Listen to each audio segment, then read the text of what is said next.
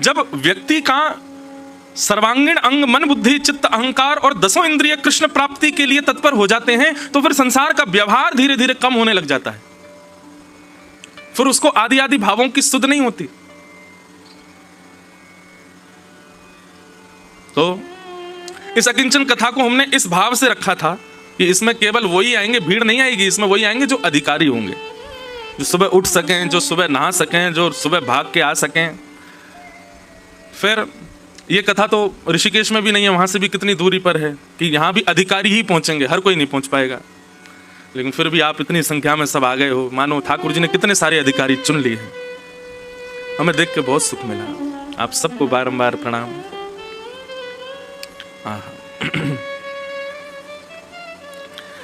प्रिया प्रियतम की मधुर लीलाएं वृंदावन में चलती हैं और उन मधुर लीलाओं में हर ऋतु ठाकुर जी की सेवा में आती है।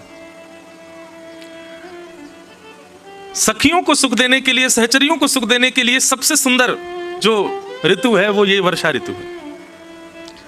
ठाकुर जी मधुर विहार करते हैं, हिंडोला झूलते हैं। 7 अगस्त को वृंदावन में श्री गिरधर लाल जी का हिंडोला उत्सव है। आप सब लोग भी वहां भी सादर आमंत्रित हैं। हरियाली तीज भी है।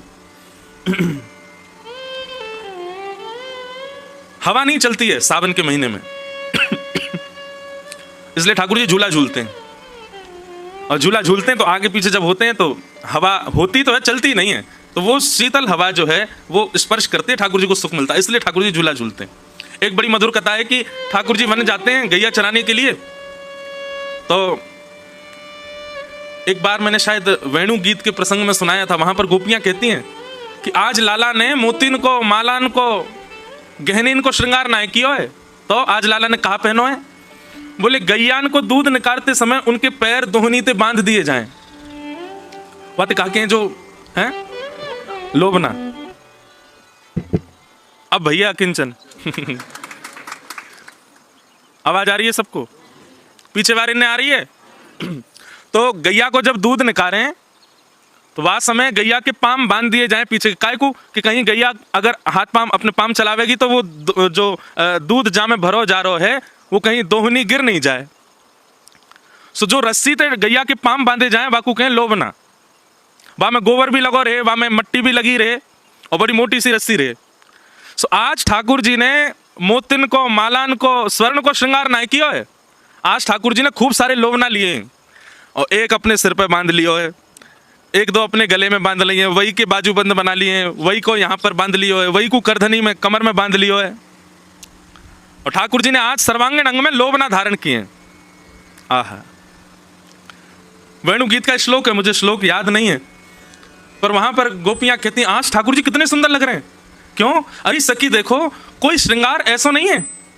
आज को श्रृंगार तो प्रसाद बांट रहा है। मतलब बोले ठाकुर जी जब चल रहे हैं तो गले में पहनी भई रस्सी, हाथन में पहने भई बाजूबंद, कड़ूलान के रूप में लोभना, उन सबन में मट्टी और गोबर जो लग रहा है वो ठाकुर जी के चलवे थे नेक नेक गिर रहे हो है और ठाकुर जी के अंग पे भी लग रहे हो है। कितने सुंदर लग रहे हैं ठाकुर जी। तभी वर्णन करते हैं कि आज ठाकुर जी जैसे ही वन में गए, सावन को महीना, हवा चलना ही रही, तो ठाकुर जी को सर्वांगीण अंग जो है का है वो गीला है, गो पसीनाते प्रश्वेत के बिंदु उनते। ठाकुर जी बोले, हे मधुमंगल श्रीदामा, बहुत जोर की गर्मी लग रही है यार, कछु करो। भाई लाला तू अपने सबरे लोभना उतार दे।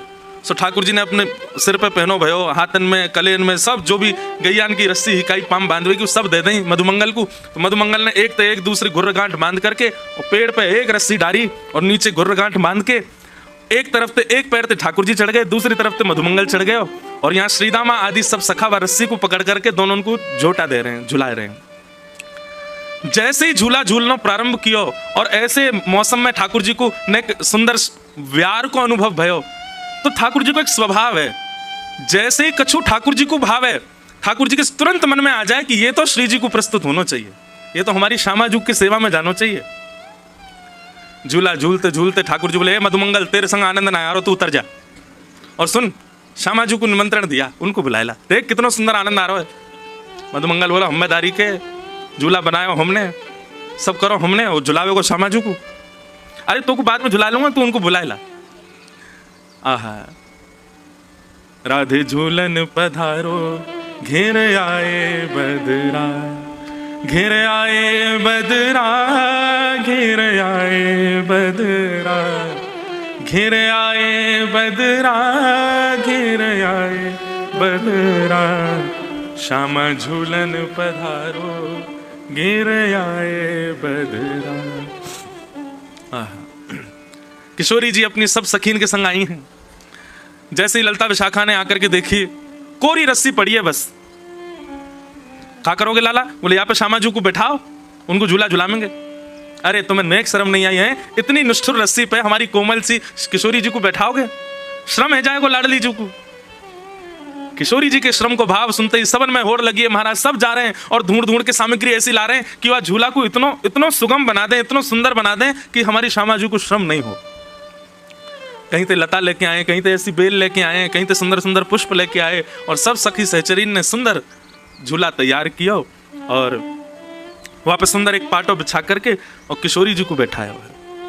और किशोरी जी को बैठा करके श्री ठाकुर जी झुला रहे हैं। बड़े सुंदर सुंदर पद हैं हिंडोला के, सुनाएंगे अभी 7 तारीख को तो सुनाएंगे ही वृंदावन में, यहाँ पे भी बीच बीच में लेंगे भाव। ठाकुर जी झुलाते झुलाते जैसे ही वेग नेक तेज होवे झूला को, सोई उछल करके बैठ जाएं किशोरी जी के बगल में, और दोनों मधुर हिंडोला झूल रहे हैं। तो जब सखीन के समीप जावे हिंडोला, तो वह समय तो सखीन को मन रूपी मयूर नृत्य करे, क्योंकि संयोग है रहे है। लेकिन जैसे हिंडोला पीछे को जावे, वियोग में व्याकुल है जाएं, तो वियोग और संयोग दोनों को ये मिश्रण, ये एक ही जगह संभव है, एक ही लीला में संभव है, और वो है हमारे श्रावण के हिंडोलान की लीला। ऐसे संयोग वियोगात्मक लीला ठाकुर जी संपादित कर रहे हैं झूला झूल करके। एक जगह तो पद है झूला झूलत चतुर्भुजनाथ। अब मन में भाव आवे कि चतुर्भुज ठाकुर जी झूला कब से झूलन लगे, शंख चक्र गदा पद्मधारी ठाकुर जी झूला झूल रहे हैं, तब वहां को भाव आवे चतुर्भुजनाथ मतलब 2 भुजा किशोरी जी की हैं, 2 भुजा ठाकुर जी की हैं। एक दूसरे से कमर लगा के बैठे, मतलब ठाकुर जी पल्लंकुम होकर के, किशोरी जी इतकुम होकर के, यहाँ तक किशोरी जी ने पकड़ रखा है और पीछे से ठाकुर जी ने, और दोनों की कमर आपस में मिल रही है, पीठ आपस में जुड़ रही है, और सब सखी झुला रहे हैं।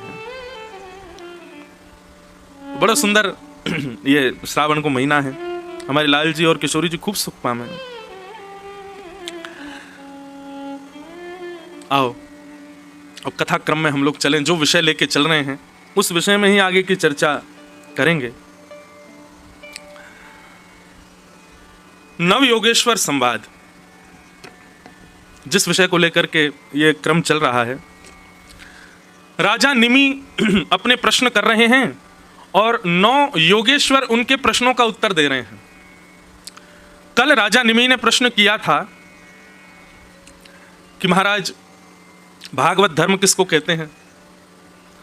तब कवि नाम के योगेश्वर ने उत्तर देते हुए कहा कि भगवत प्राप्ति, ठाकुर जी अपनी प्राप्ति का साधन जो बताते हैं, उस साधन का पालन करने वाला व्यक्ति ही भागवत धर्मावली है।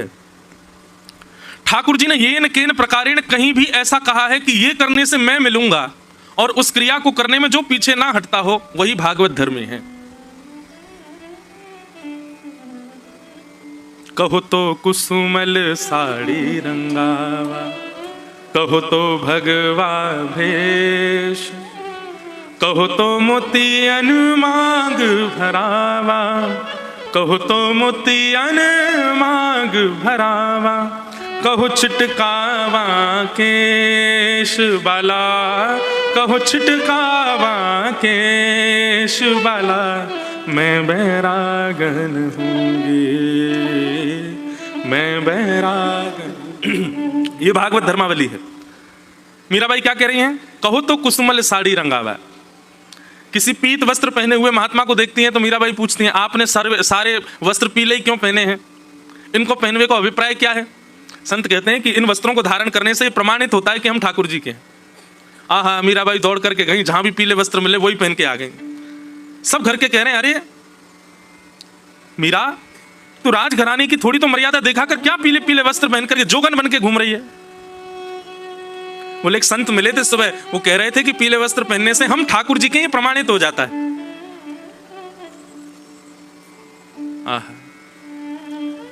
किसी को देख करके मीराबाई ने देखा बड़ा सुंदर श्रृंगार किया है। पूछा कि आपने श्रृंगार क्यों किया? बोले कि दुनिया के लोग श्रृंगार करते हैं कि हमसे कोई रीझ जाए, कोई व्यक्ति रीझे, कोई संसारी व्यक्ति रीझे, पर मेरा श्रृंगार तो इसलिए कि श्याम सुंदर रीझे। मीराबाई ने भी अपना उस दिन मानो जितना श्रृंगार सुंदर था राजघराने में सब धारण कर लिया, महंगे महंगे हार, महंगे महंगे मोती, महंगे महंगी चुनरी। क्यों आज श्रृंगार क्यों किया? आज तो कोई विशेष तिथि नहीं है। मीरा बोले कि आज सुबह कोई मिला था, उसने कहा कि श्रृंगार इसलिए कर रहे हैं ताकि हमारे श्रृंगार से ठाकुर जी रीझ जाएं। अगले दिन मीराबाई ने किसी को देखा, उसके सिर पर केश ही नहीं थे। मीराबाई ने उसको देख के कहा, तुमने केश क्यों मुड़वा दिए? बोले शास्त्र आज्ञा करते हैं, पंचविंशति तत्वज्ञ यत्र तत्ताश्रमे वशन जटी मुंडी सिखी वापी मुच्यते नात्र संशय। बोले संसार के विषय भोगों से जो विरक्त हो जाता है और ठाकुर जी के सुंदर भाव में जो उन्मुक्त हो जाता है, वो इसी प्रकार ऐसा भेष धारण करके रखता है कि अब संसार उससे ना रीझे, केवल श्याम सुंदर रीझे। केश धारण करने से संसार का कहीं ना कहीं आसक्ति आपके प्रति हो जाती है। हमने वो केश हटा दिए जिससे संसार ना रीझे। मीराबाई तो रोने लगी और महल में जाकर के अपनी माँ से, पिताजी से, सबसे कहने लगी, मेरे केश मुड़वाओ। क्यों? मुझे भी जोगन बनना है, क्योंकि जिससे ठाकुर जी रीझे मुझे वो करना है। भागवत धर्म यही है। अरे भैया, कई बार लोग बोलते हैं मेरे से आकर के, महाराज जी ऐसा ऐसा कर सकते हैं। अरे भाई, किसी ने गलती से भी कह दिया ना कि ऐसा करने से ठाकुर जी मिलेंगे, तो कर दो, उसमें संशय क्यों? किसी ने कह दिया कि यहाँ पे लौट जाओ, तुमको ठाकुर जी मिलेंगे, तो लौटे ही रहो, उठियो मत। फिर उसमें फिर हम संशय क्यों कर रहे हैं? ये ब्रजरज लगा सकते हैं, ये हम ऐसे कर सकते हैं, तुलसी जी में एकादशी को जल डाल सकते हैं, ये कर... अरे अगर किसी ने गलती से भी कह दिया कि तुम ऐसा करो, इससे ठाकुर जी मिल जाएंगे, तो फिर उसमें संशय क्यों? उसमें किसी और से प्रमाण की आवश्यकता क्यों? कर दो बस। जैसे मीराबाई पूछती नहीं है, ज्यादा विचार करती नहीं है, बस कोई गलती से कह दे ऐसा करो मीरा, ठाकुर जी रीझ जाएंगे, मीराबाई लग पड़ती है उसी काम में। जिन भेषा मारो सावरो रीझे, जिन भेषा मेरो सावरो रीझे, जिन भेषा राधा रमण जुरी छे, जिन भेषा राधा रमण, मैं सो ही भेष धरूंगी, हो मैं तो सो ही भेष धरूंगी, हाँ मैं तो सो ही भेष धरूंगी, हो मैं तो सो ही भेष धरूंगी। अरे हाँ, मैं बैरागन हूँगी, मैं बैरागन हूँगी, हो बाला मैं बैरागन हूँगी, मैं बैरागन हूँगी, मैं बैरागन। श्री राधा रमण लाल की। करताल बजा के गाओ।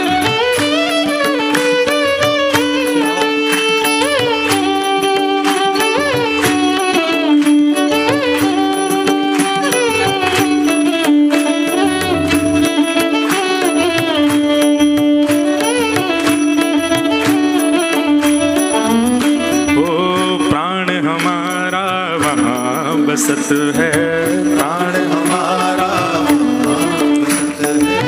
प्राण हमारा वहाँ बसत है, प्राण हमारा वहाँ बसत है। ओ यहाँ तो खाली खो, यहाँ तो खाली खोड़ कहते हैं शरीर को, यहाँ तो खाली खो, यहाँ तो खाली खो। मात पिता परिवार सोई है, मात पिता परिवार सोई है, मात पिता परिवार सोई है, मात पिता परिवार सोई है। ओ कहिए तिनका तोड़ बला, कहिए तिनका, ओ बला कहिए तिनका तोड़ बला। अरे हाँ, मैं बैरागन हूँगी, मैं बैरागन, ओ बाला मैं बैरागन हूँगी, मैं बैरागन हूँगी, मैं बैरागन, ओ मैं बैरागन हूँगी, मैं बैरागन।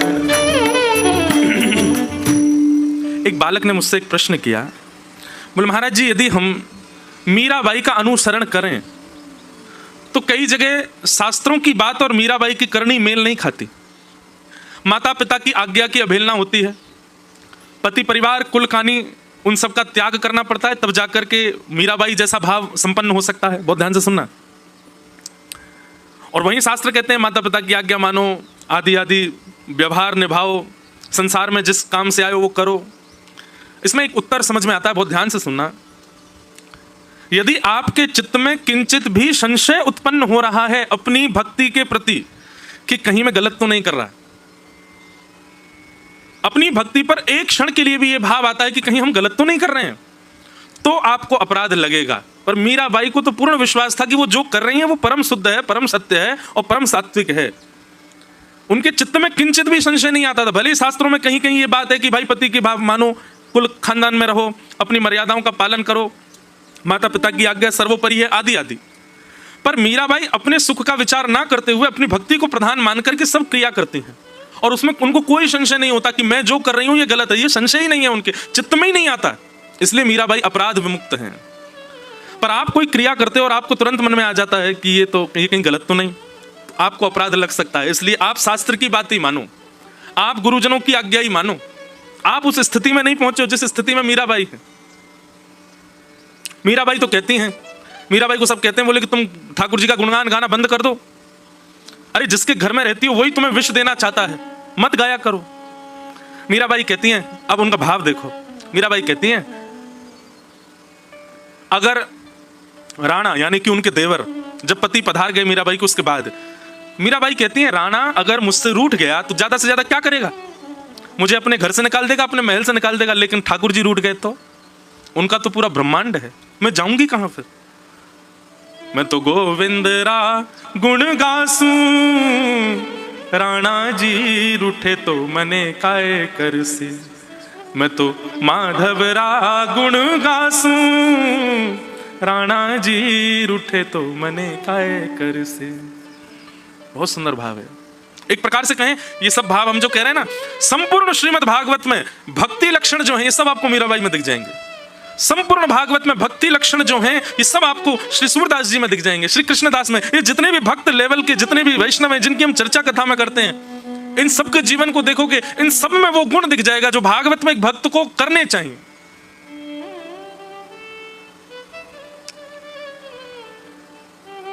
हमें अभी भी चिंता है, कहीं हम वृंदावन गए तो वो नाराज हो जाएगा या वो हो जाएगा, ये हो जाए। आपके लिए वो नाराजगी ज्यादा महत्वपूर्ण है, उसकी आपके लिए ठाकुर जी महत्वपूर्ण, आप विचार ही नहीं करोगे।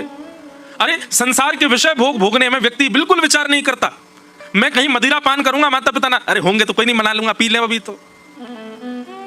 अरे मांस खाना पाप है, हम हमारे यहाँ मांस नहीं खाते, कोई बात, कौन देख रहा, खा लो। वहां पाप करने में इतनी चिंता नहीं होती व्यक्ति को, लेकिन ठाकुर जी भजन करने में कितनी चिंता करता है, कितना विचार करता है, ये करूं तो ये हो जाए, ये करूं तो ये हो जाए, वो सोचा ये करें।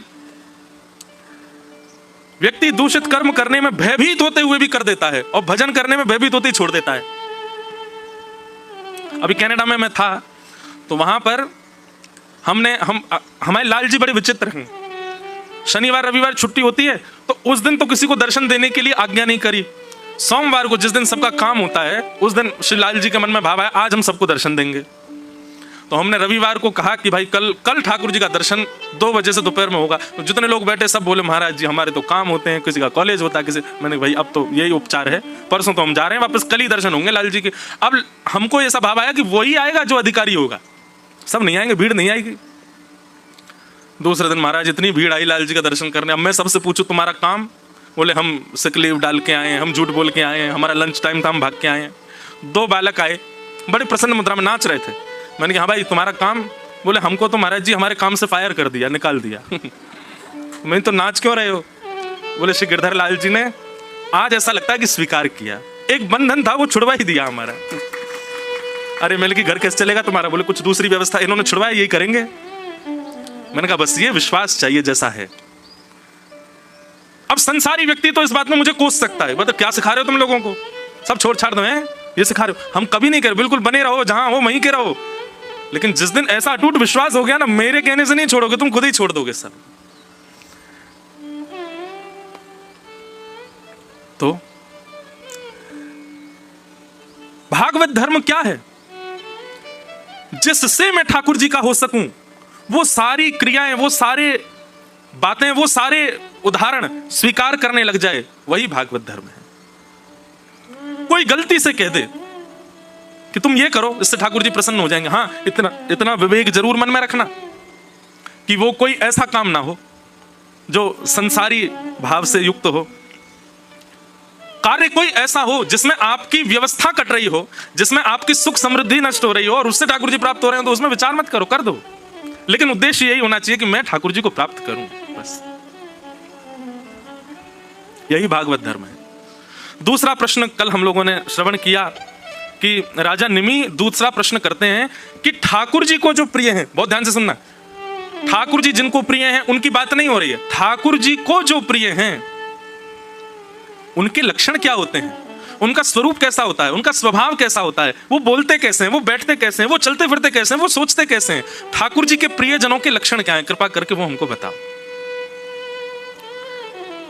हम आपसे एक बात कल भी कह रहे थे, जो लोग आए थे और जो आज आए वो सुन लो। बंधु, हमारे जप तप नियम साधन सत्संग आदि सबका एक ही उद्देश्य है, ठाकुर जी हमको प्रिय लगे नहीं, हम ठाकुर जी को प्रिय लगे। ठाकुर जी यूं कहते हैं जी मेरो है, या मैंने स्वीकार कर लिया है, अब या को सब कछु मैं हूं, हमारा भजन इसके लिए हो रहा है, हम हरि प्रिय बने। हरि तो सबके प्रिय हैं, पर हरि का जो प्रिय है वो विशेष बात है।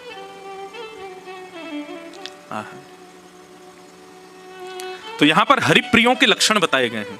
तो कल हमने एक लक्षण सुन लिया था कि हरि प्रिय का प्रथम लक्षण क्या है, सर्वभूतेषु यः पश्येत् भगवद् भावमात्मनः भूतानि भगवत्यात्मन् एष भागवतोत्तमः।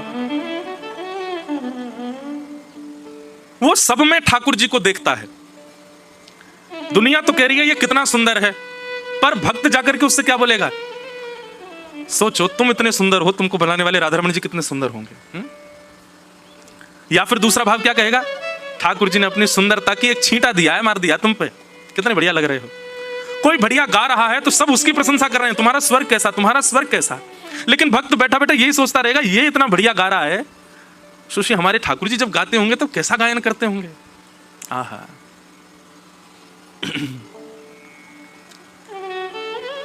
वीणा लेके गावे रंगीली राधे, वीणा लेके गावे। यहां पर जो भी थोड़ा बहुत संगीत जानते हो, आज तक आपने ऐसा स्वरूप नहीं देखा होगा कि सितार वादन करने वाला या वीणा बजाने वाला गा भी रहा हो। पर हमारी किशोरी जी कैसी हैं, वो वीणा लेकर के बैठती हैं और संग संग गाती और हैं। आहा, इतना सुंदर श्री सरस माधुरी जी का पद है, वीणा लेके गावे रंगीली राधे, वीणा लेके गावे रंगीली राधे, वीणा लेके गावे रंगीली राधे, वीणा लेके गावे रंगीली राधे। श्याम रूप अभिराम अधर धर, श्याम रूप अभिराम अधर धरे, वंशी सरस बजावे, वंशी सरस बजावे। किशोरी जी वीणा बजाती हैं और जब गाती हैं तो पीछे से ठाकुर जी आकर के बैठ जाते हैं और किशोरी जी के स्वर में अपनी वेणु को रख करके और किशोरी जी के साथ साथ पीछे वेणु बजाते हैं ठाकुर जी। बंधु, कभी कभी मन में भाव नहीं आता, हमारी ऐसी कोमल सी किशोरी जी इतनी भारी वीणा लेकर के बैठती हैं और जिनने गिरिराज पर्वत उठा लिया वो नेक्सी जी बंसी लेके बैठे हैं। उल्टा होना चाहिए ना, ठाकुर जी वीणा बजाएं और किशोरी जी बंसी बजाएं। एक बार किशोरी जी ठाकुर जी से बोली हम बंसी बजाएंगे। ठाकुर जी बोले आप बंसी मत बजाओ। बोले क्यों? बोले बजेगी नहीं आपसे। किशोरी जी बोली अच्छा हमसे नहीं बजेगी। ललता विशाखा तुरंत आ गई, ये पहले आ जाएं लड़वे लाल जी थे। कहा कही तुमने? बोले मैं यूं कह रहा हूं कि हमारी श्यामाजू बंसी ना बजा पाएंगी। अच्छा, हमारी लाडली जू जब चले ना तो उनके पामन की नूपुर उनकी ध्वनि पे राग रागनी वारे वारे जामे, और तुम यूं कह रहे हो हमारी लाडली जी बंसी ना बजा पाएंगी। चलो जल्दी अपनी बंसी दो, हमारी किशोरी जी बजाएंगी।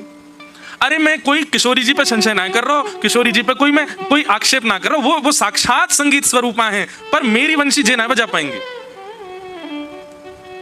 ललिता जी बोली आज तो यही बंसी बजेगी, अब ही बजेगी और तुम्हारे सामने ही बजेगी, लाओ दो। ठाकुर जी बोले ना माननी बात, लो दे दो। हे लाडली जू आज दिखा दो यार जी, बहुत अपने आप को कुछ समझे बंसी बजावे और यूं सोचे कि या के आगे कोई ना, आज आप बजाए दो, नेक दिखाए दो, अपना स्वर लगाए दो, यही को मूर्छित कर दी हूं बंसी बजाए के। ठाकुर जी खड़े, हाँ हाँ श्री जी बजाओ, हमारा तो सौभाग्य कि हमारी बंसी आपकी सेवा में, पर मैं फिर कह रहा हूं जी बजेगी नहीं। किशोरी जी ने अपने अधर पर वेणु धारण करके अपनी कोमल उंगलियों से छिद्रों को आच्छादित किया और जैसे ही प्राण पिरोए बस हवा ही हवा निकले, स्वर नहीं निकले। ललिता विशाखा कह रही हैं अरे जल पिला करो सुगो श्यामाजू को, जल पिला दियो लेकिन बंसी नए बजे। ठाकुर जी मंद मंद मुस्कुरा रहे, अब मैं कह रहा हूं नए बजे की मुंह वापस कर दो। अरे श्यामाजू जी बहुत मायावी है, ये अपनी माया ते कछू कर सके, याने जरूर बंसी बांध दी होगी, याने बंसी को टोना टोटका करके बाकी स्वर सबरे अंतर ध्यान कर दिए, नहीं तो हमारी श्यामाजू कोई स्वर को, कोई संगीत के वाद्य को स्पर्श कर दे, अरे स्पर्श मात्र से बजन लगे, ये बंसी क्यों ना बज रही है। ठाकुर जी बोले पहले बंसी वापस करो फिर बताऊंगा। किशोरी जी ने बंसी वापस करी। ठाकुर जी बोले अच्छा एक बात बताओ, आप वंशी को वादन करते समय मन में कौन को चिंतन कर रही हो। किशोरी जी बोली मैं तो कोई भी वाद्य बजाऊं आपको ही चिंतन करूं। बोले यही तो गलती कर रही हो, ये वंशी जो है ना हमारी अनन्य भक्त है। अनन्य को मतलब कहा होवे एक के अलावा दूसरे को ना भजे ये, और या वंशी में नित्य आपको ही चिंतन होवे, या वंशी में नित्य आपको स्मरण होवे, ये वंशी आपकी भक्ता है और आप या वंशी से मेरी भक्ति करोगी तो ये वंशी कैसे बजेगी। हे श्यामाजू आप नेत्र बंद करके अपनो ही चिंतन करो, मतलब अपने ही स्वरूप को ध्यान करो। जब आप अपनो ध्यान करोगी तब ये वंशी बजेगी, क्योंकि या वंशी में तो नित्य आपको ही गायन की हो जाए। किशोरी जी ने अधर पर वंशी रख के जैसे स्वयं को स्मरण किया, अपने रूप नख, अपने रूप नेत्र आदि को स्मरण किया, अपनो ही स्मरण करके जैसे ही वंशी अधर पर धरी, बिना फूंक के वंशी बजन लगी। किशोरी जी के नेत्र सजल है गए, दौड़ करके अंक में भर लिए श्याम सुंदर। आपकी या अनन्य प्रेम पे ही तो मेरा मन करे कि मैं वारी वारी जाऊं। अरे स्वयं तो अनन्य है, अपने अंग संग रहवे वारे सब वस्तु भी अनन्य कर ली आपने। ठाकुर जी को श्रृंगार भी अनन्य है। अगर किशोरी जी सन्मुख नहीं है तो वही हीरा ठाकुर जी के थोड़ी पर लगो लगो चमकेगो नहीं। ठाकुर जी को मुकुट भी अनन्य है, वही मुकुट जो नित्य श्री जी के बगल में अत्यंत शोभायमान होवे, श्री जी से नेक वियोग है पर वाकी कांति भी फीकी पड़ जाए। ठाकुर जी के बाजूबंद, ठाकुर जी की मधुर जो कोई भी श्रृंगार हैं वे सब भी अनन्य हैं। और सब अनन्य भक्त कौन के हैं? श्री जी के भक्त हैं। जैसे एक व्यक्ति सज धज करके आवे तो उसके साज सज्जा दिखने के लिए उस पर फोकस लाइट होनी बहुत जरूरी है। ऐसे हमारे ठाकुर जी कितने सुंदर बनियाम हैं। श्यामाजू को यदि दृष्टि स्वरूप प्रकाश उन पर नहीं पड़े तब तक ठाकुर जी को श्रृंगार चमके ना है। या को मतलब श्रृंगार में कमी नहीं है, वो श्रृंगार सब अनन्य है जाए, किशोरी जी के भक्त है जाए सब। जब किशोरी जी सामने आवे तभी आनंद हो गए।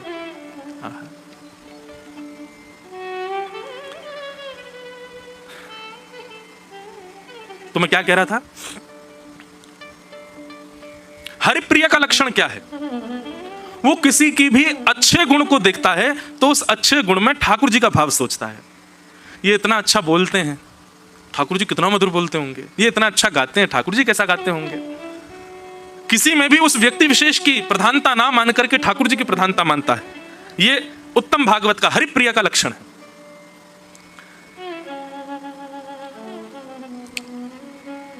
हरिप्रिय का दूसरा लक्षण क्या है?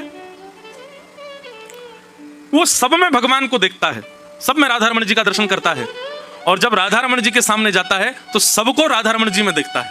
यही सब कुछ है मेरे, यही सर्वस्व है, इसके अतिरिक्त मेरा कोई नहीं है। ये उत्तम भागवत के दो प्रथम लक्षण हैं। तो कल मैंने एक बात कही थी कि उत्तम, मध्यम और साधारण। हरिप्रिय भी तीन प्रकार के होते हैं। साधारण कैसे होते हैं? ठाकुर जी को वो प्रिय लगते हैं, पर कब प्रिय लगते हैं? सामने आ जाएं, गलती से पड़ जाएं तो ठाकुर हाँ ये भी मुझे अच्छा लगता है। मध्यम कौन सा होता है? उसकी चर्चा हो जाए तो ठाकुर जी कहते हैं हाँ हाँ वो भी प्रिय है। लेकिन उत्तम कौन होता है? वो भले ही सामने ना हो, उसकी चर्चा ना हो, फिर भी ठाकुर जी उसका स्मरण करते रहते हैं, वो उत्तम है। तो यहां उत्तम भागवतों के 5-6 लक्षण हैं, उसमें से एक अभी हमने सुन लिया। अब मध्यम और साधारण भक्तों के लक्षण सुनो। हम उत्तम तो बन नहीं सकते, कम से कम साधारण ही बन जाएं, मध्यम ही बन जाएं, कहीं से भी हरिप्रिय बने। तो दूसरा लक्षण क्या है? ईश्वरे तदधीनेषु बालशेषु द्विषस्तु च प्रेम मैत्री कृपापेक्षा य करोति स मध्यम। ठाकुर जी के भक्तों में मध्यम कौन है?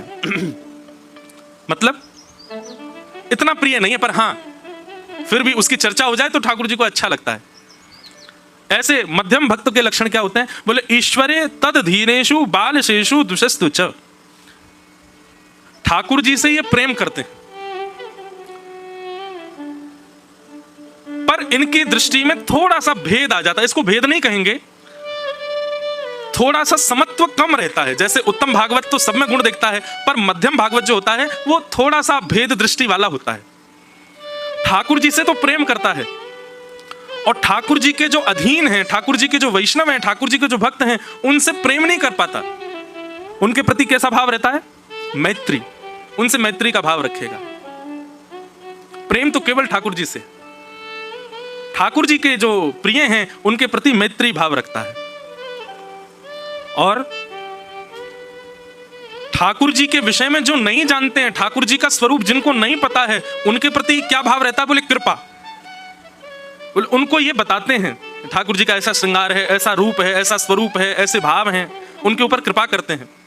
और जो ठाकुर जी को ना सुनते हैं, ना भजते हैं, ना देखते हैं, ना कोई भी प्रकार का संबंध ठाकुर जी से रखते हैं, उनकी ये क्या करते हैं? बोले उनकी उपेक्षा, उनका त्याग कर देते हैं। तजोरे मन हरि विमुखन को संग जाके संग कुमति उपजत है, पड़त भजन में भंग।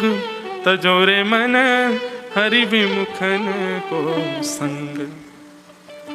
बहुत सूक्ष्मता से समझने वाले विषय हैं ये। हम तो चाह रहे थे कि आप लोग कुछ लिख के बैठो, एक एक विषय, एक एक पॉइंट लिखो, लेकिन आप सब लोग तो बहुत विद्वान हो, याद कर लोगे हैं।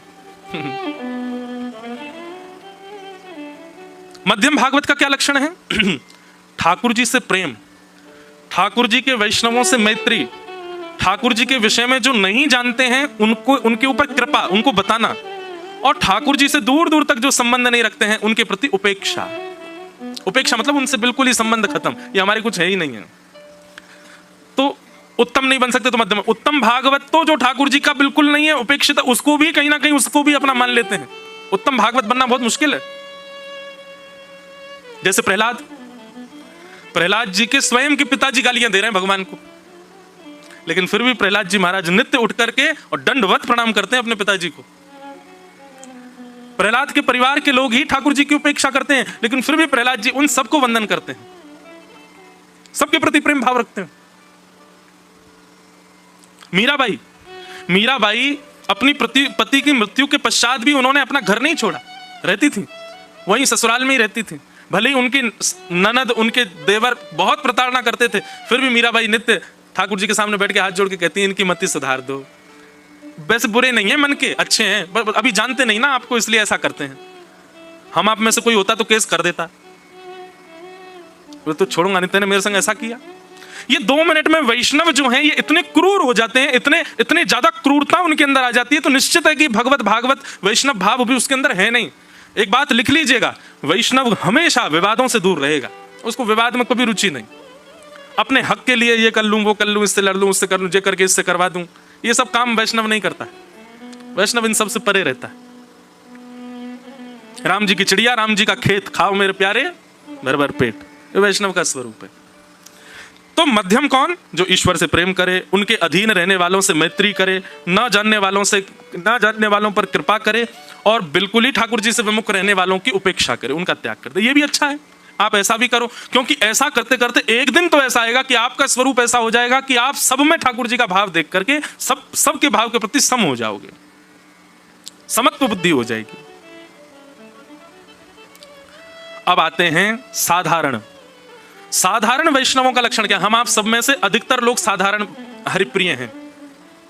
साधारण का स्वरूप कैसा होता है? बहुत ध्यान से सुनो। आचार्यामेव हरे पूजाम्य श्रद्धेहते न तद्भक्तेषु चान्येषु सभक्त प्रकृत स्मृत। साधारण भक्त का लक्षण क्या है? भक्त नहीं, हरिप्रिय। भक्त में और हरिप्रिय में एक सिद्धि का अंतर है। तो साधारण हरिप्रिय का लक्षण क्या है? बोले आचार्यमेव हरे, ठाकुर जी की सेवा में कोई कमी नहीं छोड़ेगा। ऐसा सुंदर श्रृंगार, ऐसा सुंदर सिंहासन, ऐसे सुंदर आज 56 भोग, आज हिंडोला उत्सव, आज ये उत्सव, आज वो उत्सव, और महाराज एक के बाद एक ठाकुर जी को सुंदर सुंदर वस्तु अर्पित कर रहा है। आचार्यमेव हरे पूजाम यह श्रद्धये हते। ठाकुर जी की अर्चना, वंदना, पूजा, सेवा आदि इसमें तो उसकी बहुत रुचि है। उसके अलावा तद भक्तेषु, भगवान के भक्तों के प्रति उसकी ज्यादा निष्ठा नहीं। अगर वो सेवा कर रहा है और उसी समय कोई वैष्णव आ जाए, उसी समय कोई भगवत भक्त आ जाए, तो उसके लिए वो सामान्य है। हाँ ठीक है, बैठाओ, इनको करो, मेरे लिए सेवा प्रधान। अच्छा एक बात आपको कहें, कभी आप अपना कोई भगवत नियम कर रहे हो, ठाकुर जी की सेवा कर रहे हो, और उस सेवा के मध्य में वृंदावन से कोई अनन्य ठाकुर जी का रसिक, ठाकुर जी का भगवत भक्त, और मैं तो एक बात कहूं, वो रसिक है, भगवत भक्त है, ये दृष्टि भी क्यों रखो, वो वृंदावन से आया है, ब्रजमंडल से आया है, ठाकुर जी के श्री चरणों से आया है, उसके प्रति ये भाव मत रखो कोई अच्छा है कि नहीं, ये श्रेष्ठ है कि नहीं, सब बस ये पता चल जाए वृंदावन से कोई आया है, और उस समय ठाकुर जी ने आधी पोशाक पहनी है, तो आधी पोशाक में बिठा जाओ, लाल जी ने एक देर प्रतीक्षा करो, कोई आया, मैं मिल के आता हूँ। ठाकुर जी इतने प्रसन्न हो जाएंगे आपसे, बोल कोई बात ना, आधी मैं खुद पहन लूंगा, तू वाह के पास जा, तू पहले वागू देख के आ। ऐसी निष्ठा वैष्णवों के प्रति हो। पर हम अपने नियम को इतनी प्रधानता दे रहे हैं कि उस नियम के आगे कोई वैष्णव आ जाए तो भी हम उठ नहीं रहे, तो भी कुछ कर नहीं रहे। एक जगह प्रसंग आता, हाँ यही नवयोगेश्वर संवाद में प्रसंग आता है कि निमि राजा जो थे ये यज्ञ कर रहे थे, और यज्ञ करते करते इन्होंने देखा कि नवयोगेश्वर आ गए। उसी समय आधे यज्ञ में ही अपनी आहुति छोड़ के प्रणाम करके उठ के उनको प्रणाम करने लगे। तो नौ योगेश्वरों ने कहा कि तुमने अपना यज्ञ क्यों छोड़ दिया? राजा निमि कहते हैं, बोले अग्नि कुंड यहीं रहेगा, ब्राह्मण देवता भी यहीं रहेंगे, और देवता भी कहीं नहीं जाएंगे। जिन देवताओं का आह्वान हुआ जब तक विसर्जन नहीं होगा वो भी यहीं रहेंगे, वेद मंत्रों के सब वेद ऋचाएं भी यहीं रहेंगी। पर आप चलते फिरते हो, आप तो जा सकते हो, इसलिए पहले आपसे सत्संग सुन लूं, उसके बाद यज्ञ करूंगा। तो बीच अधूरे यज्ञ में नवयोगेश्वर संवाद हुआ। इसका मतलब क्या है? नियम प्रधान है, पर उस नियम के बीच में यदि कोई भगवत भक्त, वैष्णव भक्त और कोई, अरे मैं तो कहां तक कहूं, एक बात है, अपनी एक चोरी बता रहा हूं। नासिक में हमारा मौन रहता था, सुबह सूर्य उदय से लेकर के और अस्त तक मेरा मौन रहता था, केवल कथा में बोलता था मैं। नासिक में हमारी 1 महीना की कथा थी,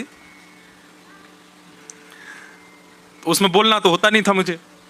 घर से फोन आता था, नहीं बात करता था, किसी जरूरी फोन आ जाए सबको दे देता था, नहीं करता था। एक दिन हमारे अनन्य ठाकुर जी के रसोपासक वहां आए, और जैसे ही उनका आगमन हुआ, अब मुझे यूं लगे अब मैं अपना मौन कैसे रख सकता हूं। तो जैसे ही वो आए, आकर के कक्ष में बैठे, हमने हाथ जोड़ करके अपने नियम को प्रणाम किया। मैंने कहा आपको हम, और 2 नियम थे, एक तो मौन का था, एक स्पर्श का था, किसी का स्पर्श नहीं कर सकता।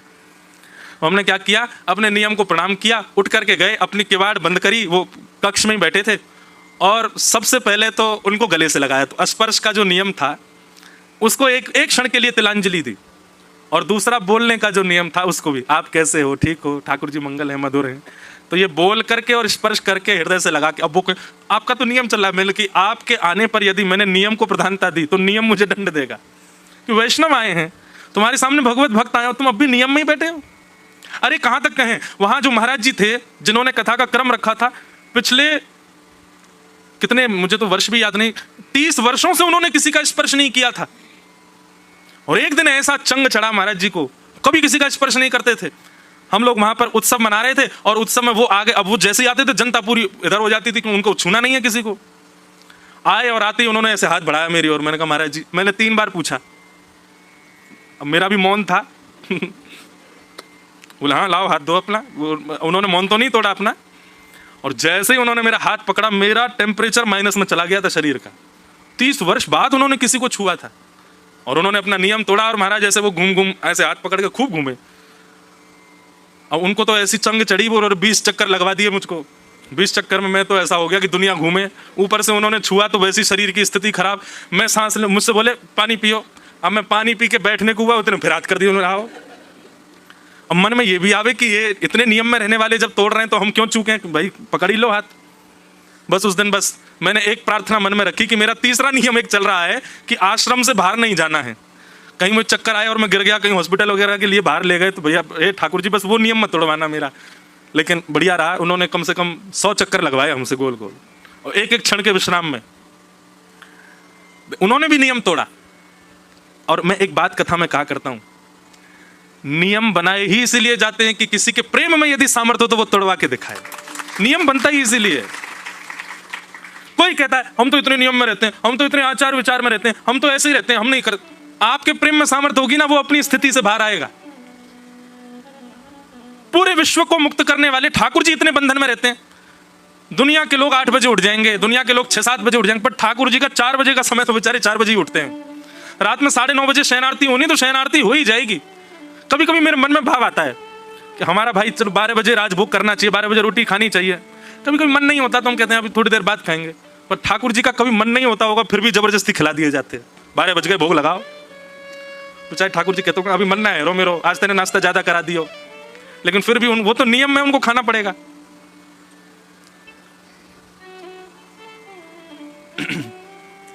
इतने बंधन में क्यों रहते हैं ठाकुर जी? हमको चैलेंज करते हैं ठाकुर जी, तो में ताकत हो, तेरे नियम में ताकत हो तो तोड़वा के देखा। अपनी मनमानी से मत तोड़ देना।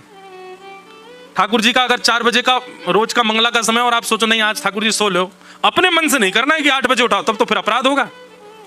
ठाकुर जी ऐसी कोई योजना बनाते हैं, ठाकुर जी कहो तो उठ के बैठ गए और आपकी जो आरती करने की वो आरती गुम हो गई, मिल ही नहीं रही। ठाकुर जी की भोग की थाली कहीं गायब है गई, मिल ही नहीं रही। ठाकुर जी ऐसी कोई लीला कर दें। कई बार ऐसा होता है हमारे लाल जी, उनकी जब आरती होती है तो उनको वंशी पधराई जाती है, बिना आरती के वंशी नीचे ही रहती है। तो कई बार आरती सब प्रज्वलित हो गई, सब तैयारी हो गई, आरती दिखा दी, ठाकुर जी की वंशी नहीं मिल रही, कहाँ गई? धूड़े से नहीं मिल रही। पूरी आरती हो गई, वो सबरी जल के विश्राम है गई और वंशी नहीं मिली। और जैसे विश्राम भई ना, इतने में ही देखी बगल गद्दा उठा वहीं पड़ी। तो मान ठाकुर जी कह रहे हैं मुँह ना करानी है भाई आरती ने, एक देर रुक जा। ऐसे अपने आप संकेत करके ठाकुर जी कुछ लीला करना वो बात अलग। आप अपने मन से मत तोड़ना कोई नियम। पर एक बात है, नियम बनते ही इसलिए हैं कि आपके प्रेम में सामर्थ्य हो तो तोड़वा दो। तुम क्या कह रहे थे? साधारण भक्त का नियम क्या है? आचार्यामेव हरे अर्चामेव हरे पूजाम य श्रद्धये हते न तद्भक्तेषु चान्येषु सभक्त प्राकृत स्मृत। अर्चा भक्ति में उसकी बड़ी निष्ठा होती है, ठाकुर जी की खूब सेवा करता, पर ठाकुर जी के वैष्णवों के प्रति उसकी ज्यादा निष्ठा नहीं होती। वो पूजा को ही सर्वोपरि मानता है। नारद जी महाराज गए प्रहलाद जी के पास, और श्री प्रहलाद जी महाराज उस समय अपने ठाकुर जी की सेवा कर रहे थे। तो नारद जी गुरु जी हैं, किसी ने जाकर के प्रहलाद जी से कहा प्रहलाद जी नारद जी आए हैं, गुरु जी आए हैं। और उस समय प्रहलाद जी सेवा कर रहे थे ठाकुर जी की। तो प्रहलाद जी ने केवल इतना कह दिया, नारद जी से कहो थोड़ी देर बैठे, आ रहा हूं। अब प्रहलाद जी ने अपमान के रूप में नहीं कहा था कि उनका अपमान हो। लोगों ने जाके कहा कि आप थोड़ी देर विराजो, प्रहलाद जी अभी आ रहे हैं। नारद जी बोले कोई नहीं, हम तो फिर आ जाएंगे, चले गए। अब नारद जी भी इस भाव से नहीं गए कि मेरा अपमान हुआ है, और प्रहलाद जी ने भी इस भाव में नहीं कहा कि उनका अपमान हो।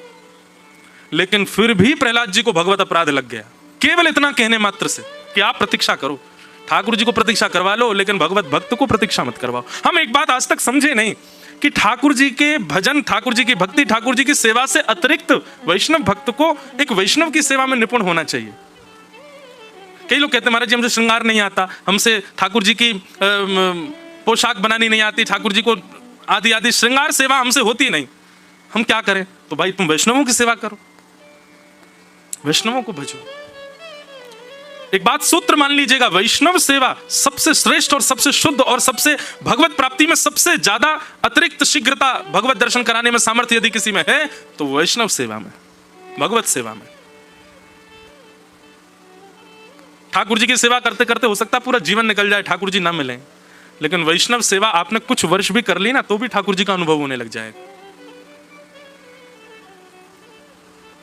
तो साधारण भक्त केवल भगवत सेवा में ही रहता है, उसको वैष्णवों से इतना मतलब नहीं।